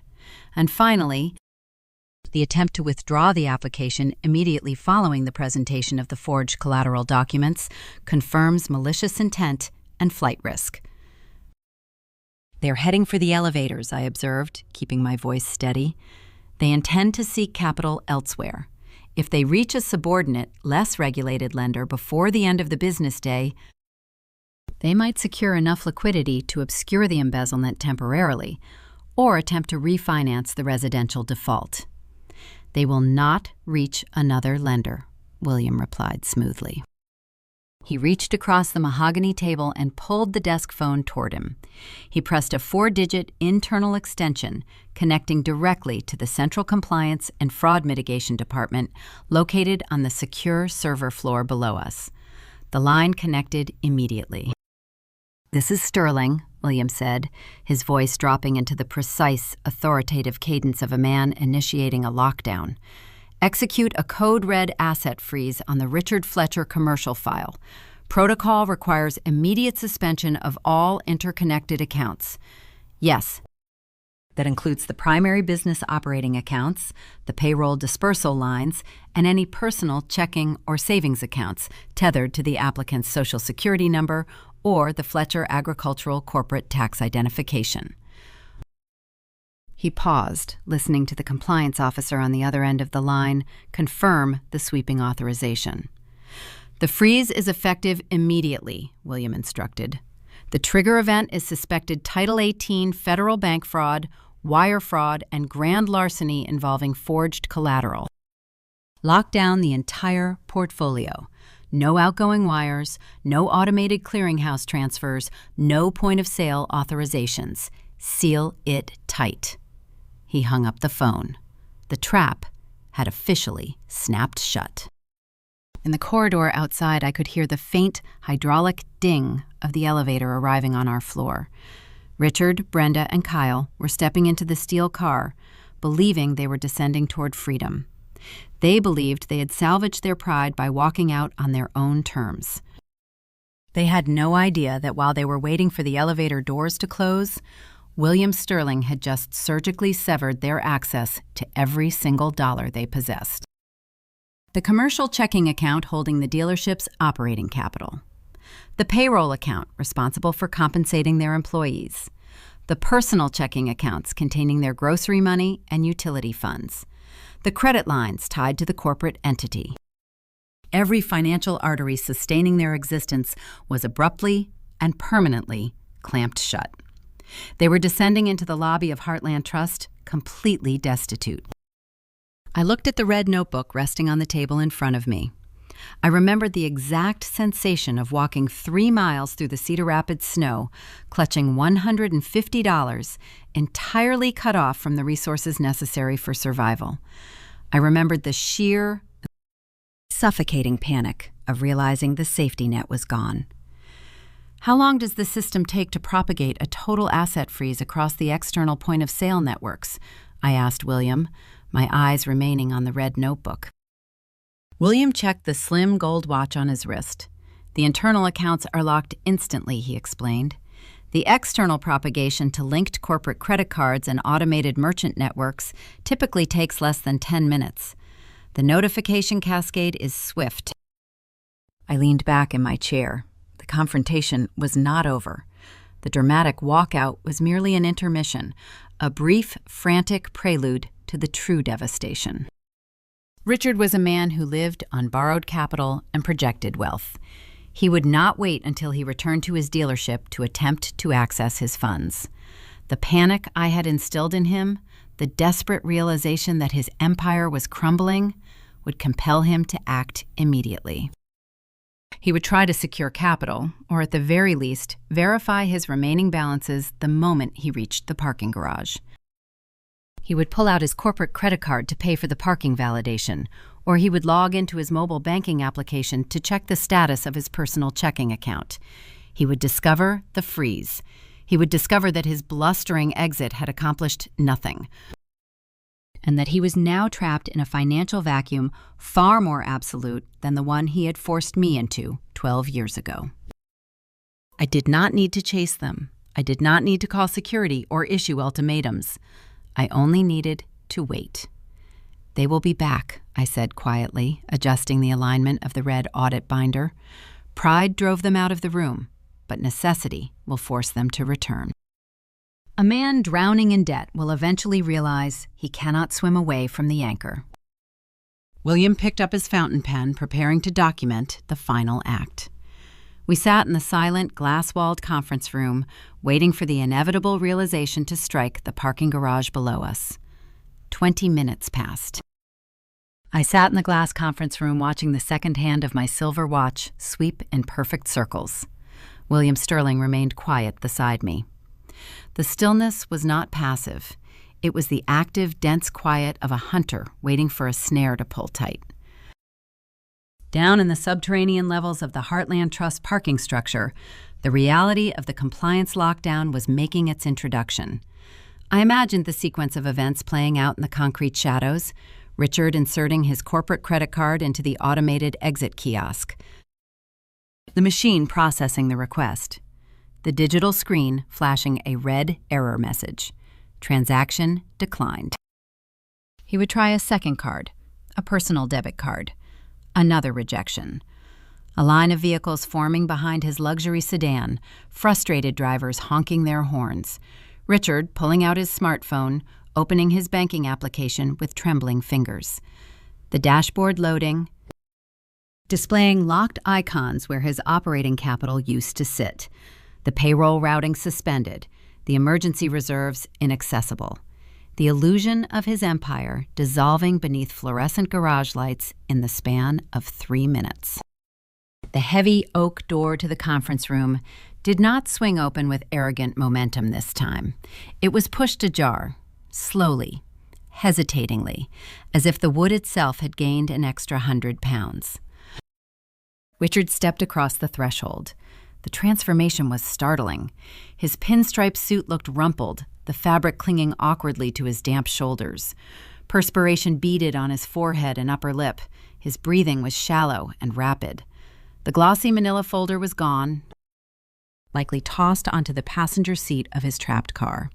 He looked exactly like a man who had just discovered the parachute strapped to his back was nothing more than an empty canvas sack. Brenda followed him. Her theatrical charm was extinguished.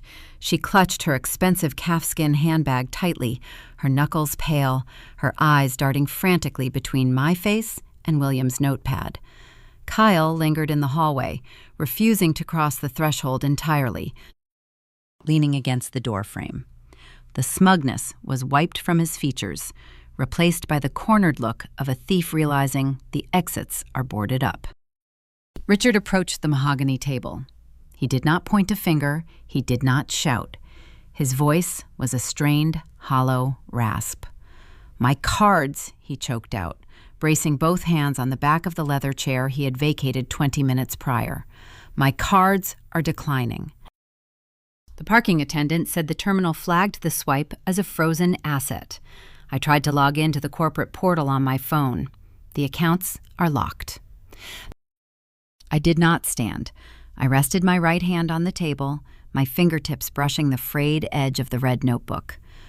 I let the silence stretch for 5 seconds, allowing him to marinate in the vulnerability of his admission. "That is the standard procedure for a compliance freeze, Richard," I replied, my voice projecting the sterile neutrality of an automated recording. "When a federally insured institution identifies a high probability of wire fraud and grand larceny tied to an active commercial loan application, the bank is legally obligated to suspend all interconnected financial instruments." "You did this," he accused, his voice trembling. "You pressed a button and shut down my business. You cannot do this. We withdrew the application. We walked away." William Sterling cleared his throat. The chief compliance officer adjusted his glasses and looked directly at my father. "You cannot withdraw a fraudulent application after it has been submitted and the deception identified, Mr. Fletcher," William stated, his tone carrying the weight of institutional authority. "The crime is the submission itself. Heartland Trust must mitigate its institutional risk. allowing you to access capital and potentially wire funds to offshore accounts or subordinate lenders while under a federal fraud review violates our charter. I watched the last remnants of Richard's pride drain onto the polished floor. 12 years ago, he held the power of basic survival. He controlled the food, the shelter, the thermostat. He dictated my worth using a handful of crumpled bills. Now, the dynamic was permanently inverted. I controlled the oxygen to his corporate lungs. I held the keys to his entire financial existence, and I had secured them not through spite, but through strict adherence to federal law. Brenda stepped forward, breaking her paralyzed stance. She abandoned the poised country club facade. "Daisy, please," she begged, her voice cracking. "The payroll draft is scheduled for tomorrow morning. If those accounts do not clear, the dealership employees will not get paid. The business will default on its vendor contracts by Friday. You are destroying us." I looked at Brenda, my expression unchanging. "I did not embezzle hundreds of thousands of dollars to lease sports cars, Brenda," I said clearly. "I did not forge a secondary residential mortgage and default on the payments. Your son dismantled your business. I simply turned on the lights so you could see the wreckage." Richard sank heavily into the leather chair. The fight was gone, replaced by a raw, suffocating panic. He stared at the red audit binders resting in the center of the table. He needed a lifeline. He needed the one asset he believed still held value. "The farmland," Richard muttered, his eyes lifting to meet mine. He was grasping at straws, desperately searching for leverage to negotiate a surrender. "The 300 acres. We still have the land. It is free and clear. The equity there is worth over $2 million. We can sell it. We can liquidate the acreage to cover Kyle's theft and satisfy the residential default. The collateral covers the debt." He was trying to negotiate with stolen property. He was offering me the very dirt my mother left me, hoping it would buy his freedom. I slid my hand away from the red notebook. I reached into the breast pocket of my tailored suit jacket, my fingers locating the folded bank withdrawal slip I had prepared before this meeting began. The audit was finished, but the final, personal accounting remained. It was time to show him who truly owned the ground he was standing on. Richard leaned across the table, his damp palms pressed flat against the glass surface. He was a drowning man demanding the life preserver he thought he owned.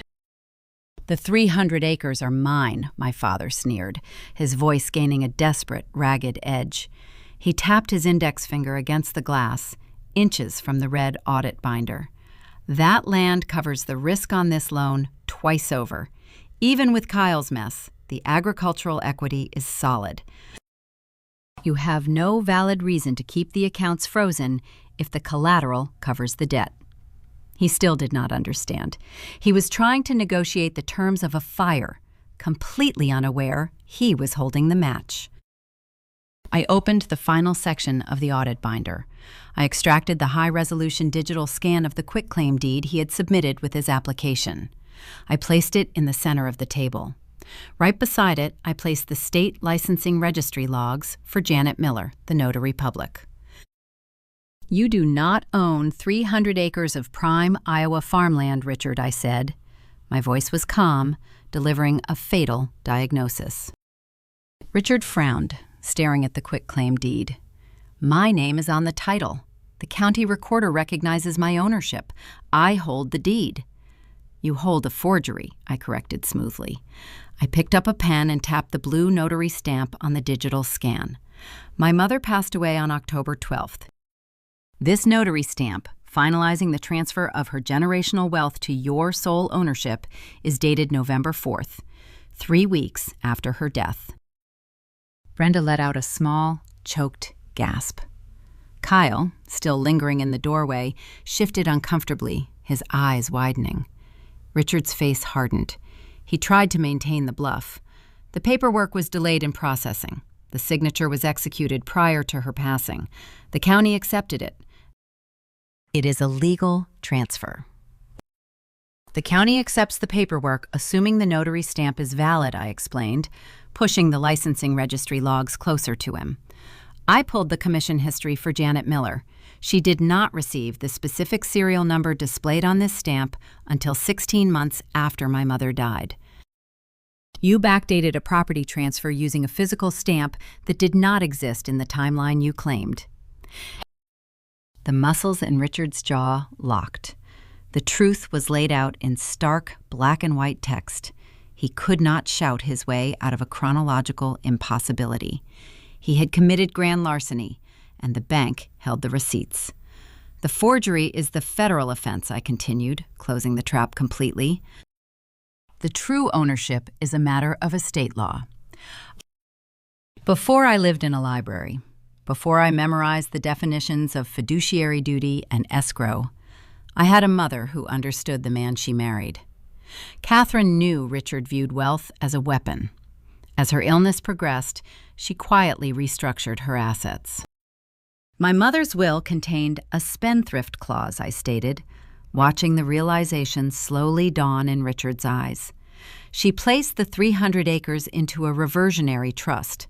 The terms dictated that the land would be held by an independent trustee until I turned 25. At that moment, the title legally and automatically transferred into my name.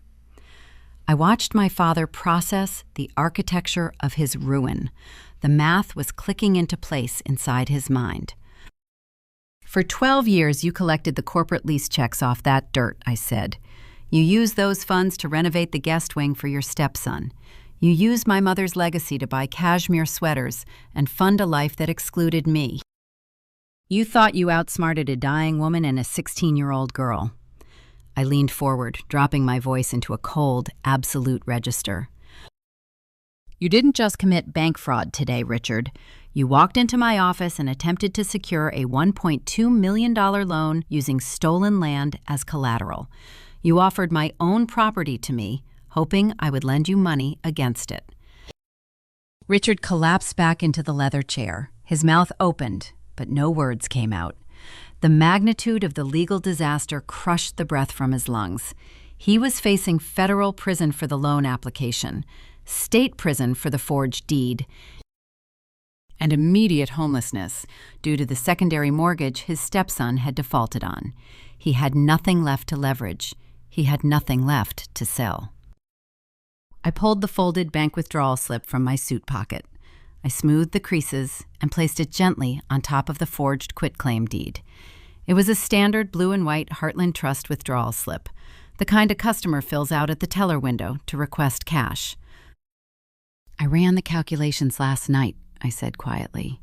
I took the total value of the corporate agricultural lease payments you intercepted over the past 12 years. I applied a standard, conservative compound interest rate. Richard stared at the slip of paper. His eyes tracked the numbers I had written in dark ink. The final figure on that slip is the total capital you stole from my trust, I explained. I watched him read the massive sum. It was a number that would bankrupt him 3 times over. But I had added a final, specific calculation to the bottom line. I reached across the table and pointed to the very last digit. I also added $150 to the total debt, I said, my voice carrying the crisp, icy memory of a freezing January night, to cover the grocery money. The silence in the executive conference room was absolute. The withdrawal slip rested on the glass table, a monument to a 12-year-old debt finally called due. Richard looked at the paper, then slowly raised his eyes to meet mine. He was looking at the daughter he had discarded, realizing she had returned as the architect of his total destruction. The quiet in the room was no longer the silence of anticipation. It was the silence of a structure settling into its own ruins. The bank withdrawal slip, resting on the glass table, represented a debt Richard Fletcher could never repay in this lifetime. Brenda broke the stillness. A high, ragged sound escaped her throat. It was not a curated sigh or a theatrical gasp. It was a genuine manifestation of panic. The facade of the confident, wealthy matriarch fractured, revealing the terrified debtor underneath. Her hands, adorned with diamond rings purchased through diverted corporate funds, began to shake. She reached across the mahogany table, her manicured fingers clawing at the empty air between us. "Daisy, you cannot do this," Brenda pleaded. Her voice climbed into a shrill, desperate register. Tears spilled over her lower lashes, tracking through her expensive foundation and leaving dark streaks of mascara down her cheeks. "You cannot take the house. We will be on the street. We will have nowhere to go." I looked at her outstretched hands. I did not lean back. I did not offer a comforting gesture. My mind drifted to the morning after my father pushed me out the front door. I had found a payphone near a gas station and called the house, shivering in the freezing wind, hoping the previous night was a terrible mistake. Brenda answered the phone. I asked her if I could come back, just to gather my heavy winter boots and my high school textbooks. She told me she had already scheduled a locksmith to change the deadbolts. Then she hung up. "I am not taking your house, Brenda," I replied. My tone remained level, stripped of any vindictive joy. "The predatory lender holding the secondary mortgage is seizing the property. Your son leveraged the roof over your head to finance his lifestyle. Your husband submitted fraudulent paperwork to a federal institution to hide the theft. I am merely the auditor reading the final balance." "We are family," she sobbed, grasping her designer handbag and pulling it against her chest like a flotation device. "You cannot abandon your own family. We can fix this. Richard can sell the dealership inventory. Kyle will pay it back. Please, Daisy, have a heart." The invocation of family was the ultimate insult. It was a word they only used when it served as a shield against the consequences of their own greed. "You defined the terms of our relationship 12 years ago," I reminded her. "You established that my presence in your home was a financial liability. You quantified my worth at $150. Today, I am simply closing the ledger you opened." Richard remained slumped in his leather chair. The fight had drained out of his body, leaving a hollow, aging man staring at a forged quitclaim deed. He did not look at his wife. He did not comfort her. He stared at the blue ink on the withdrawal slip, paralyzed by the sheer mathematics of his failure. Kyle shifted his weight in the doorway. His survival instinct, honed by years of avoiding responsibility, finally activated. "I didn't know about the foreclosure," Kyle muttered, taking a step backward into the hallway. He raised his hands, palms facing outward, signaling a desperate retreat. "The lender said they would grant an extension. I was going to handle it. This is a corporate misunderstanding." He was attempting to distance himself from the wreckage, preparing to leave his mother and stepfather to face the federal fallout alone. Before Kyle could retreat any further, William Sterling cleared his throat. The chief compliance officer had remained a silent observer throughout the personal dismantling, but his role in the room was far more dangerous than a passive witness. He set his silver fountain pen down on the legal pad. The metallic click echoed sharply against the glass walls. "Mr. Vance, I recommend you remain in the immediate vicinity," William stated. His voice carried the dry, inescapable weight of institutional authority. "A corporate misunderstanding does not trigger a federal investigation." Richard lifted his head slowly. The bloodshot rims of his eyes conveyed a fresh wave of terror. "As the Chief Compliance Officer for Heartland Trust, my fiduciary duty requires adherence to the Bank Secrecy Act and the anti-money laundering statutes," William continued, addressing the three of them with bureaucratic precision. "When our internal audit identified the forged notary commission on the quitclaim deed alongside the systematic diversion of commercial funds to your shell company, this matter escalated beyond a simple loan denial." William adjusted his glasses, looking directly at my father. 20 minutes ago, while you were attempting to access your frozen accounts in the parking structure, I initiated the mandatory external reporting protocol," William explained. "I filed a formal suspicious activity report with the Financial Crimes Enforcement Network. Concurrently, I forwarded the complete, unredacted audit file containing the forged property transfer, the embezzlement logs, and the fraudulent secondary mortgage to the white-collar division of the Federal Bureau of Investigation. Brenda stopped crying. The shock of the acronym paralyzed her vocal cords. Furthermore, William added, his tone relentless, the state attorney general has been notified regarding the fraudulent use of a public notary commission. The federal authorities possess all the documentary evidence resting on this table. The investigation is no longer pending. It is active. The illusion of a private family dispute was permanently shattered. The dispute now belonged to the United States government. Richard opened his mouth, striving to form a coherent sentence, but his voice failed him. He was a man who had built his entire identity on control, intimidation, and the projection of superiority. To hear a compliance officer calmly narrate his impending federal indictment stripped away his final layer of defense. He looked down at his trembling hands, realizing they would soon be bound by a legal system he could not bribe or threaten. I looked at the cheap silver watch circling my left wrist. The minute hand swept past the 12. The formal review is concluded, I announced. I gathered my red audit binders, tapping the edges against the mahogany table to align the heavy stacks of paper. I placed my worn, red notebook on top of the files. I looked at the three people sitting at the far end of the long table. They were strangers. They possessed no power over my emotions, my career, or my future. They were merely flagged accounts in a closed file. You have 120 seconds to vacate this conference room and exit the building, I instructed, my voice crisp and definitive. If you remain on the premises after 2 minutes, I will instruct building security to physically escort you out, and local law enforcement will be summoned for trespassing. Richard gripped the armrests of his chair. He pushed himself upward. His joints seemed to lock, his movements stiff and uncoordinated. He did not look at me. He could not meet my gaze. He stared at the polished floor, a man navigating the first moments of his ruined life. He turned and walked toward the door. He did not retrieve the glossy manila folder he had brought with him. It sat abandoned on the glass table, a useless prop containing lies that no longer mattered. Brenda stood up, her knees buckling slightly. She clutched her expensive handbag, the leather creaking under her desperate grip.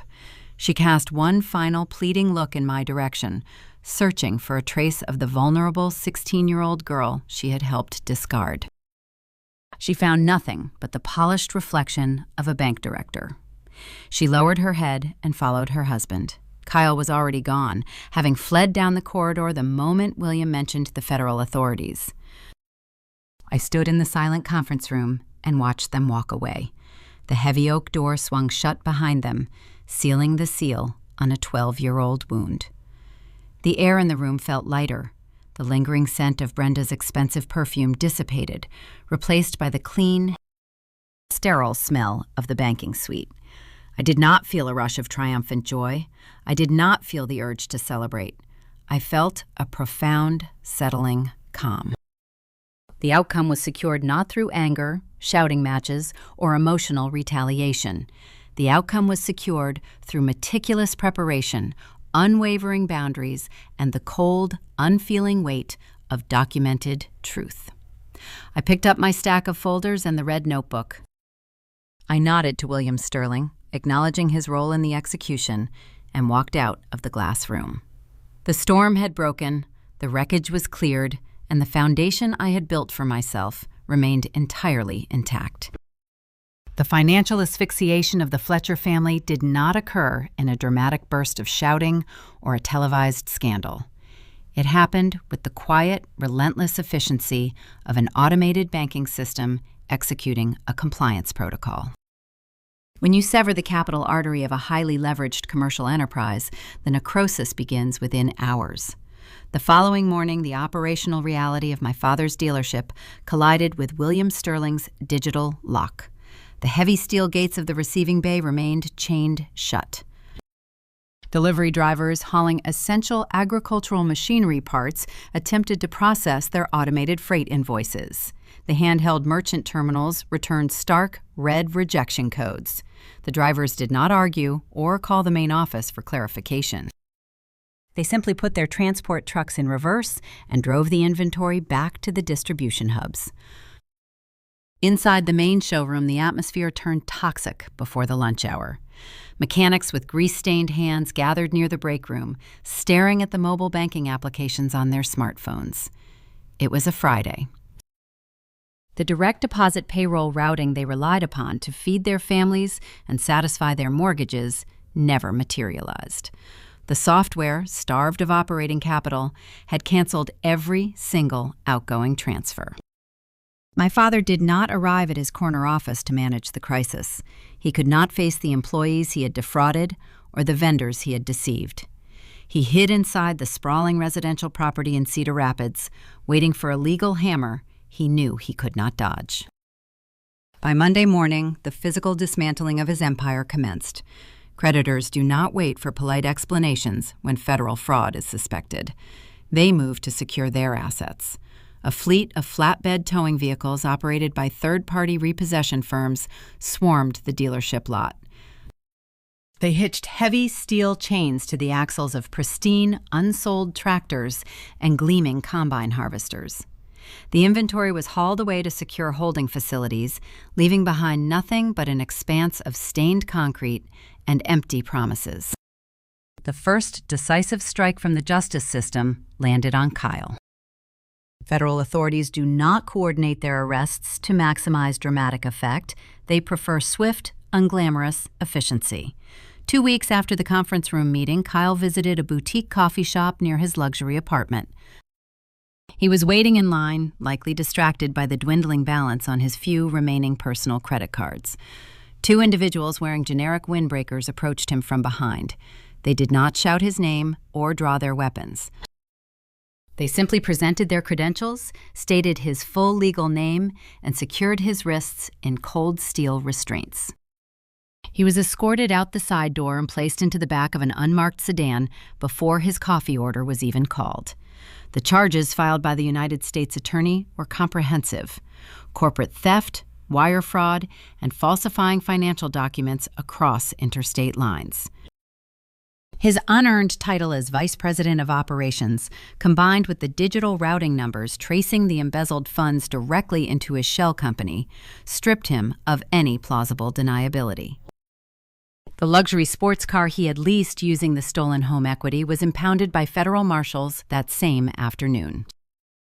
Brenda reacted to her son's arrest and the impending residential foreclosure with predictable, self-preserving panic.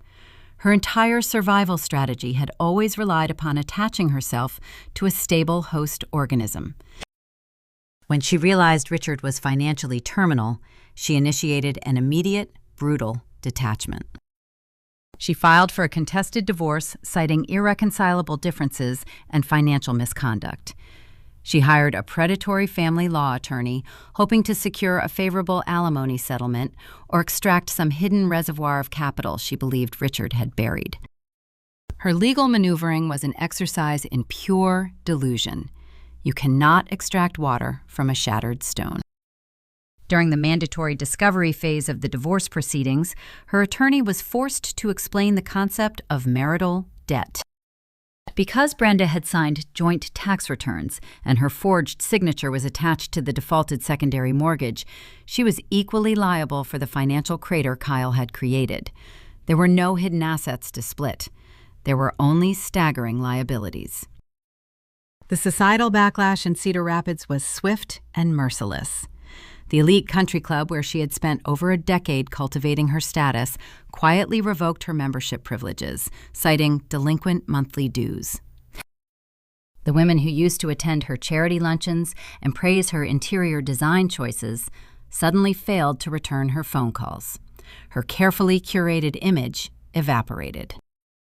She was forced to vacate the foreclosed property and move into a cramped 2-bedroom apartment on the outskirts of the city, pawning her designer handbags just to secure a retainer for a criminal defense attorney who secretly knew her son's case was hopeless.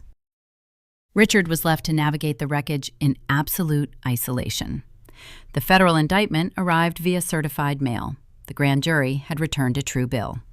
The charges mapped the exact forensic trail I had presented on the mahogany table.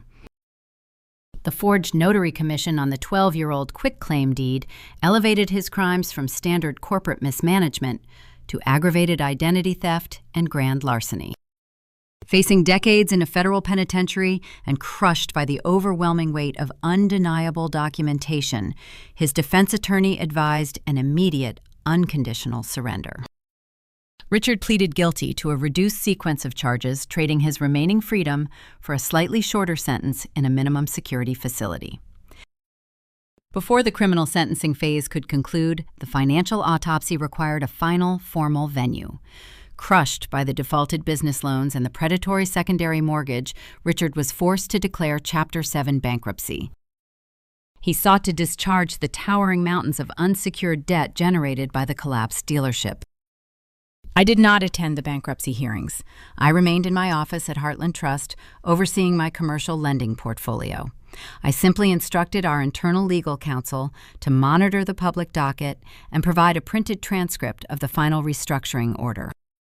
The document arrived on my desk 3 months later. I read the court-appointed trustee's final ruling with a profound sense of equilibrium. In a Chapter 7 liquidation, the court seizes all non-exempt assets to satisfy creditors. For the debtor, the court establishes a strict, legally binding financial framework for their remaining daily existence prior to their incarceration. The bankruptcy judge calculates a mandatory living allowance, dictating exactly how much discretionary income the individual is permitted to retain for basic survival needs after mandatory garnishments. I traced my finger down the printed transcript, scanning the line items for Richard Fletcher's post-bankruptcy existence.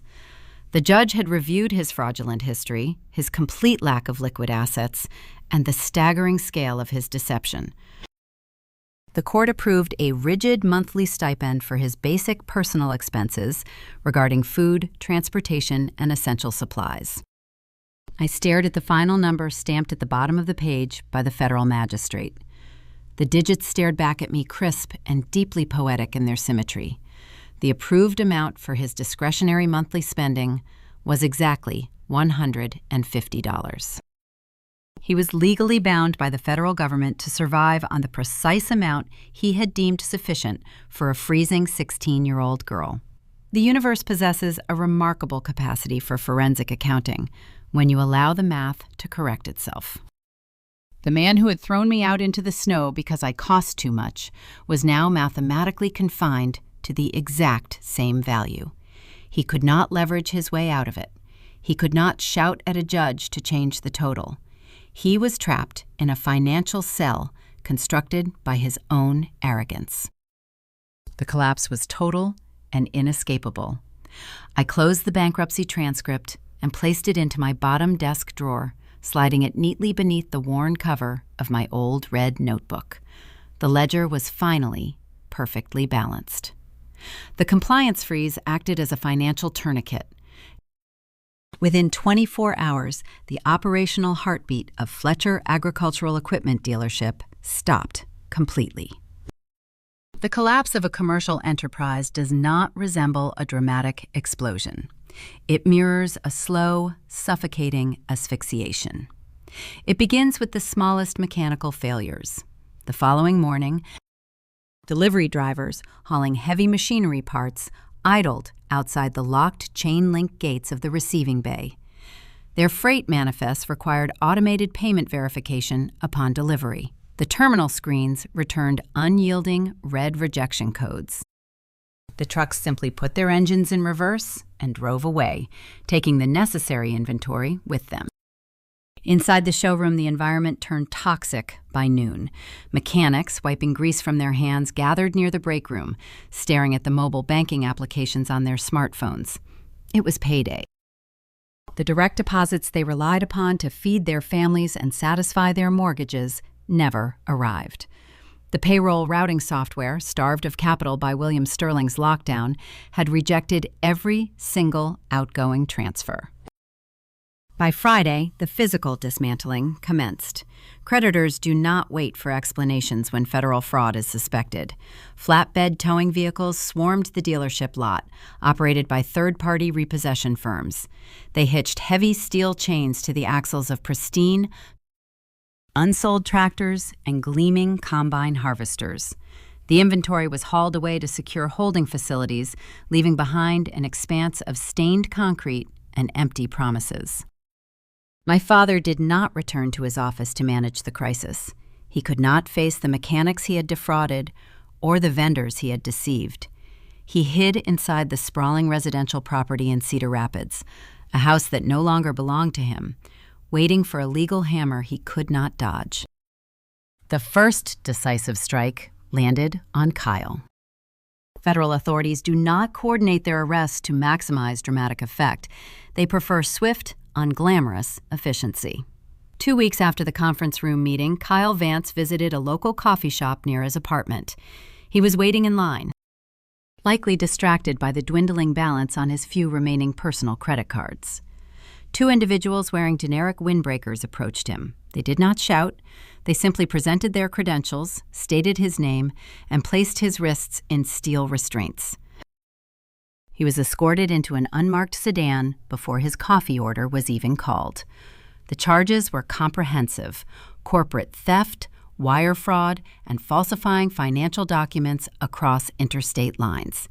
His unearned title as Vice President of Operations, combined with the digital trail tracing the embezzled funds directly into his shell company, stripped him of any plausible deniability. The luxury sports car he had leased using stolen equity was impounded the same afternoon. Brenda reacted to her son's arrest and the impending foreclosure with predictable, self-preserving panic.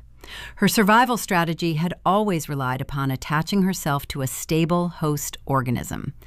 When she realized Richard was financially terminal, she initiated an immediate, brutal detachment. She filed for a contested divorce citing irreconcilable differences and financial misconduct. She hired a predatory family law attorney, hoping to secure a favorable alimony settlement or extract some hidden reservoir of capital.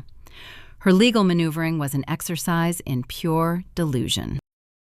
You cannot extract water from a shattered stone. The societal backlash in Cedar Rapids was swift and merciless. The country club, where she had spent over a decade cultivating her status, quietly revoked her membership privileges, citing delinquent dues. The women who used to attend her charity luncheons suddenly failed to return her phone calls. Her carefully curated image evaporated, leaving behind a woman forced to pawn her designer handbags just to secure a retainer for a defense attorney who secretly knew her case was hopeless. Richard was left to navigate the wreckage in isolation. The federal indictment arrived via certified mail. The charges mapped the exact forensic trail I had presented on the mahogany table. The forged notary commission on the 12-year-old quitclaim deed elevated his crimes from standard corporate mismanagement to aggravated grand larceny. Facing decades in a federal penitentiary and crushed by the overwhelming weight of undeniable documentation, my father's defense attorney advised immediate surrender. Richard pleaded guilty to a reduced sequence of charges, trading his freedom for a slightly shorter sentence in a minimum security facility. Before the criminal sentencing phase could conclude, the financial autopsy required a final, formal venue. Richard was forced to declare Chapter 7 bankruptcy in an attempt to discharge the towering mountains of unsecured debt generated by the collapsed dealership and the predatory secondary mortgage. I did not attend the bankruptcy hearings. I remained in my office at Heartland Trust, overseeing my commercial lending portfolio. I simply instructed our internal legal counsel to monitor the public docket and provide a transcript of the final restructuring order. The document arrived on my desk 3 months later. I read the court-appointed trustee's final ruling with a profound sense of closure. In a Chapter 7 liquidation, the court seizes all non-exempt assets to satisfy creditors. For the debtor, the court establishes a strict, legally binding financial framework for their remaining daily existence. The judge calculates a mandatory living allowance, dictating exactly how much discretionary income the individual is permitted to retain for basic survival needs after mandatory garnishments. I traced my finger down the printed transcript, scanning the line items for Richard Fletcher's post-bankruptcy existence. The judge had reviewed his fraudulent history, his complete lack of liquid assets, and his impending incarceration. The court approved a rigid monthly stipend for his basic personal expenses. I stared at the final number stamped at the bottom of the page by the federal bankruptcy judge. The digits stared back at me, crisp and poetic in their symmetry. The approved amount for his discretionary monthly spending was exactly $150. He was legally bound to survive on the precise amount he had deemed sufficient for a freezing 16-year-old girl. The universe possesses a remarkable capacity for accounting when you allow the math to correct itself. The final thread tying me to the past required physical resolution. Late November arrived, bringing a sharp, biting cold to the Midwestern plains. It was a Saturday morning, the sky a brilliant, unforgiving shade of blue. I wore a heavy wool coat, thick leather boots, and leather gloves. I drove my sedan out of the dense urban grid of Des Moines, navigating the winding state highways heading east toward the rural boundaries of the county. The scenery shifted from concrete commercial zones to vast, open expanses of dormant agricultural terrain. The harvested fields lay quiet under a thin layer of early morning frost. I pulled my vehicle onto a narrow gravel access road. The tires crunched satisfyingly against the crushed stone. I shifted the transmission into park and turned off the ignition. The engine ticked softly as it cooled. I stepped out of the car. The wind whipped across the flat terrain, biting at my cheeks and pulling at the hem of my coat. I walked past the wire fencing, stepping directly onto the dark, frozen topsoil. These were the 300 acres. Following Richard's federal indictment and the verified revelation of the forged notary stamp, the county clerk had formally expunged the fraudulent quitclaim deed from the public record. The legal title reverted to its rightful trajectory, honoring the spendthrift trust clause my mother had established. I reached into the inner pocket of my coat. I pulled out a heavy, cream-colored piece of parchment paper. It was the certified, newly recorded deed bearing the official seal of the county. The document listed a single, uncontested owner, Daisy Fletcher. I stood in the center of the acreage, feeling the solid, unyielding earth beneath my boots. This land had absorbed generations of rain, sun, and harvest. It had survived theft, forgery, and a decade of misdirection. It was patient. It simply waited for the rightful steward to return. I looked out toward the horizon, where the barren trees marked the property line. I did not feel a sudden rush of euphoric triumph. The victory was quiet, settling deep into my chest like a steady anchor. I reached into my other pocket and extracted the weathered red notebook. I held the pristine legal deed in my left hand and the bruised wire-bound notebook in my right. They represented two entirely different methodologies of survival. The glossy manila folder my father had clutched in the bank lobby was built on ego, projection, and the desperate assumption that volume could overpower truth. He believed that commanding a room and demanding respect would bend reality to his will. His foundation was constructed on lies. And a foundation built on lies requires constant, exhausting maintenance. My foundation was built in the corner of a public library. It was built on counting diner tips, understanding the mechanics of a loan application, and refusing to absorb the false narrative that I was a financial burden. The red notebook represented an unwavering commitment to documentation. It represented the slow, methodical accumulation of competence. Competence is terrifying to a fragile ego. When you encounter someone who attempts to diminish your worth, who uses their resources as a weapon to force your compliance, the instinct is often to fight back, loudly. The instinct is to scream, to demand apologies, to force them to acknowledge your pain. But screaming requires energy. Demanding an apology hands the power of resolution directly back to the person who harmed you.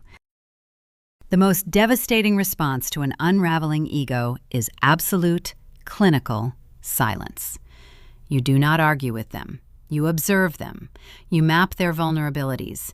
You build your own independence, brick by brick, spreadsheet by spreadsheet, until you command a fortress they cannot breach. You allow them to spin their webs, trusting that arrogant people invariably leave a paper trail of their own destruction. You let them build the trap. You merely point out the tripwire. I folded the official property deed and placed it securely back into my coat pocket.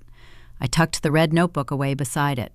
I turned my back to the biting wind and walked toward my car, leaving the frozen soil behind me, knowing it would be there whenever I chose to return.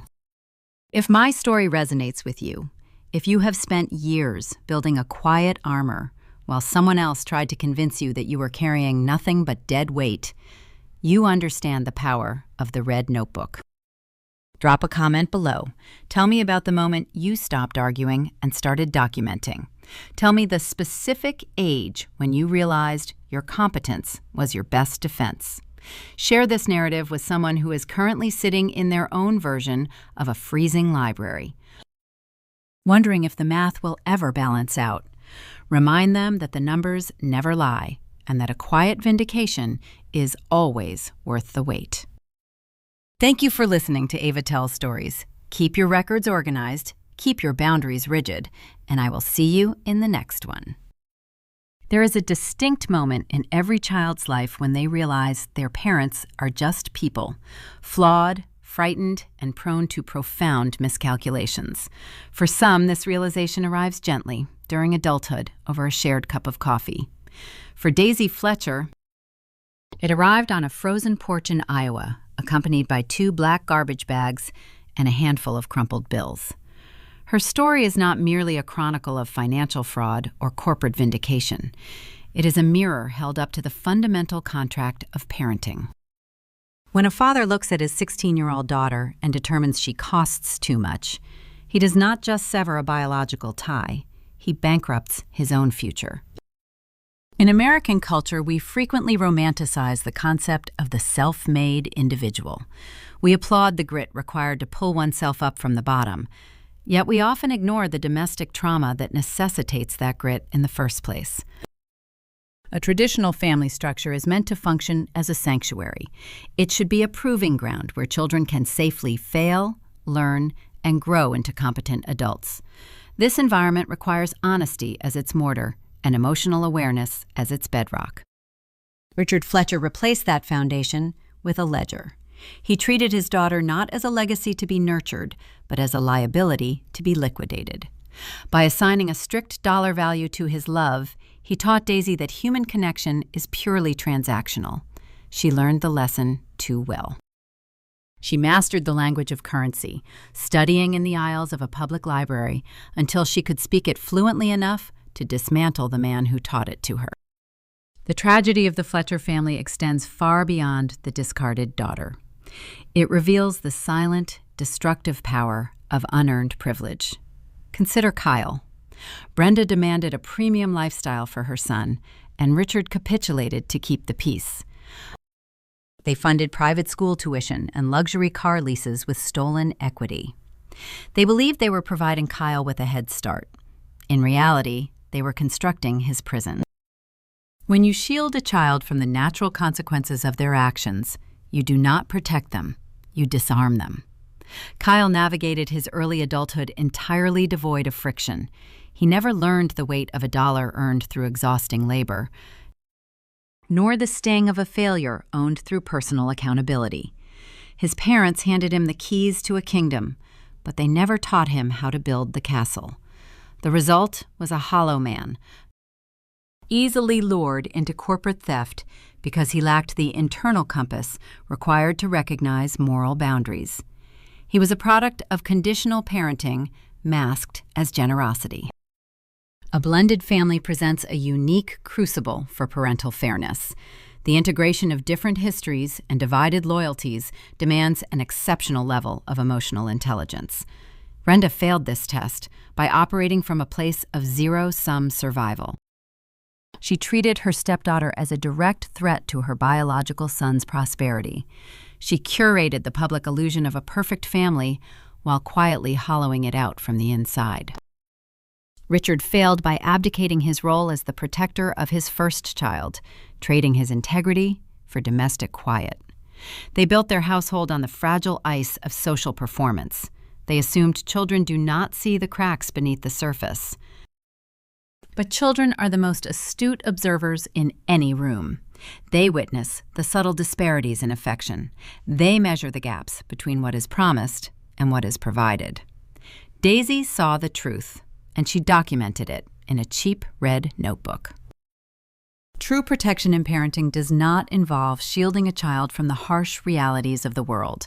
It involves equipping them with the tools required to survive those realities. Catherine, Daisy's late mother, understood this concept perfectly.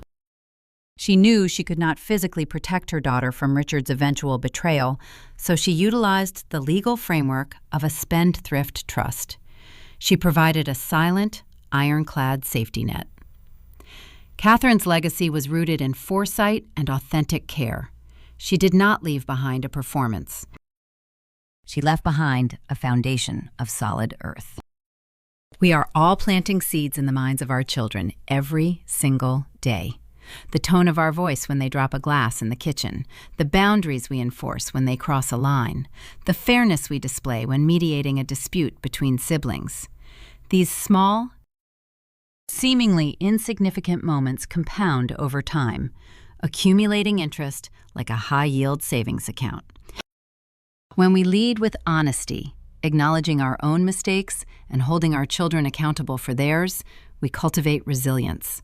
When we lead with ego, prioritizing our own comfort or public image over their emotional development, we cultivate ruin. The Fletcher family collapsed not because of a single financial mistake, but because decades of emotional neglect finally reached their maturation date. The stories we tell ourselves about our families shape the reality we eventually inhabit. If you find value in unpacking the complex layers of human relationships, if you appreciate narratives that peel back the veneer of a perfect life to reveal the quiet truths underneath, take a moment to follow the channel Eva Tells Stories. We explore the silent battles fought in living rooms and boardrooms, reminding each other that the most profound lessons often come from the hardest winters. Subscribe to Eva Tells Stories and join a community that values the enduring strength found in quiet preparation. Every parent eventually reaches a moment where they must look at the adult standing before them and recognize their own handiwork. Richard Fletcher walked into a glass conference room expecting to command the obedience of a frightened teenager. He met a bank director forged by his own cruelty. We spend our lives writing the narrative of our families, hoping the ending reflects our best intentions. But the ink ultimately belongs to the children. They are the ones who read the final draft. They are the ones who tally the emotional debts and count the remaining change. You have to ask yourself a difficult question. When the time comes for your own ledger to be balanced, what numbers will be written on the withdrawal slip? Will it be a sum you can afford to pay with grace? Or will it be a debt that leaves you standing in the cold, staring at a closed door you locked yourself?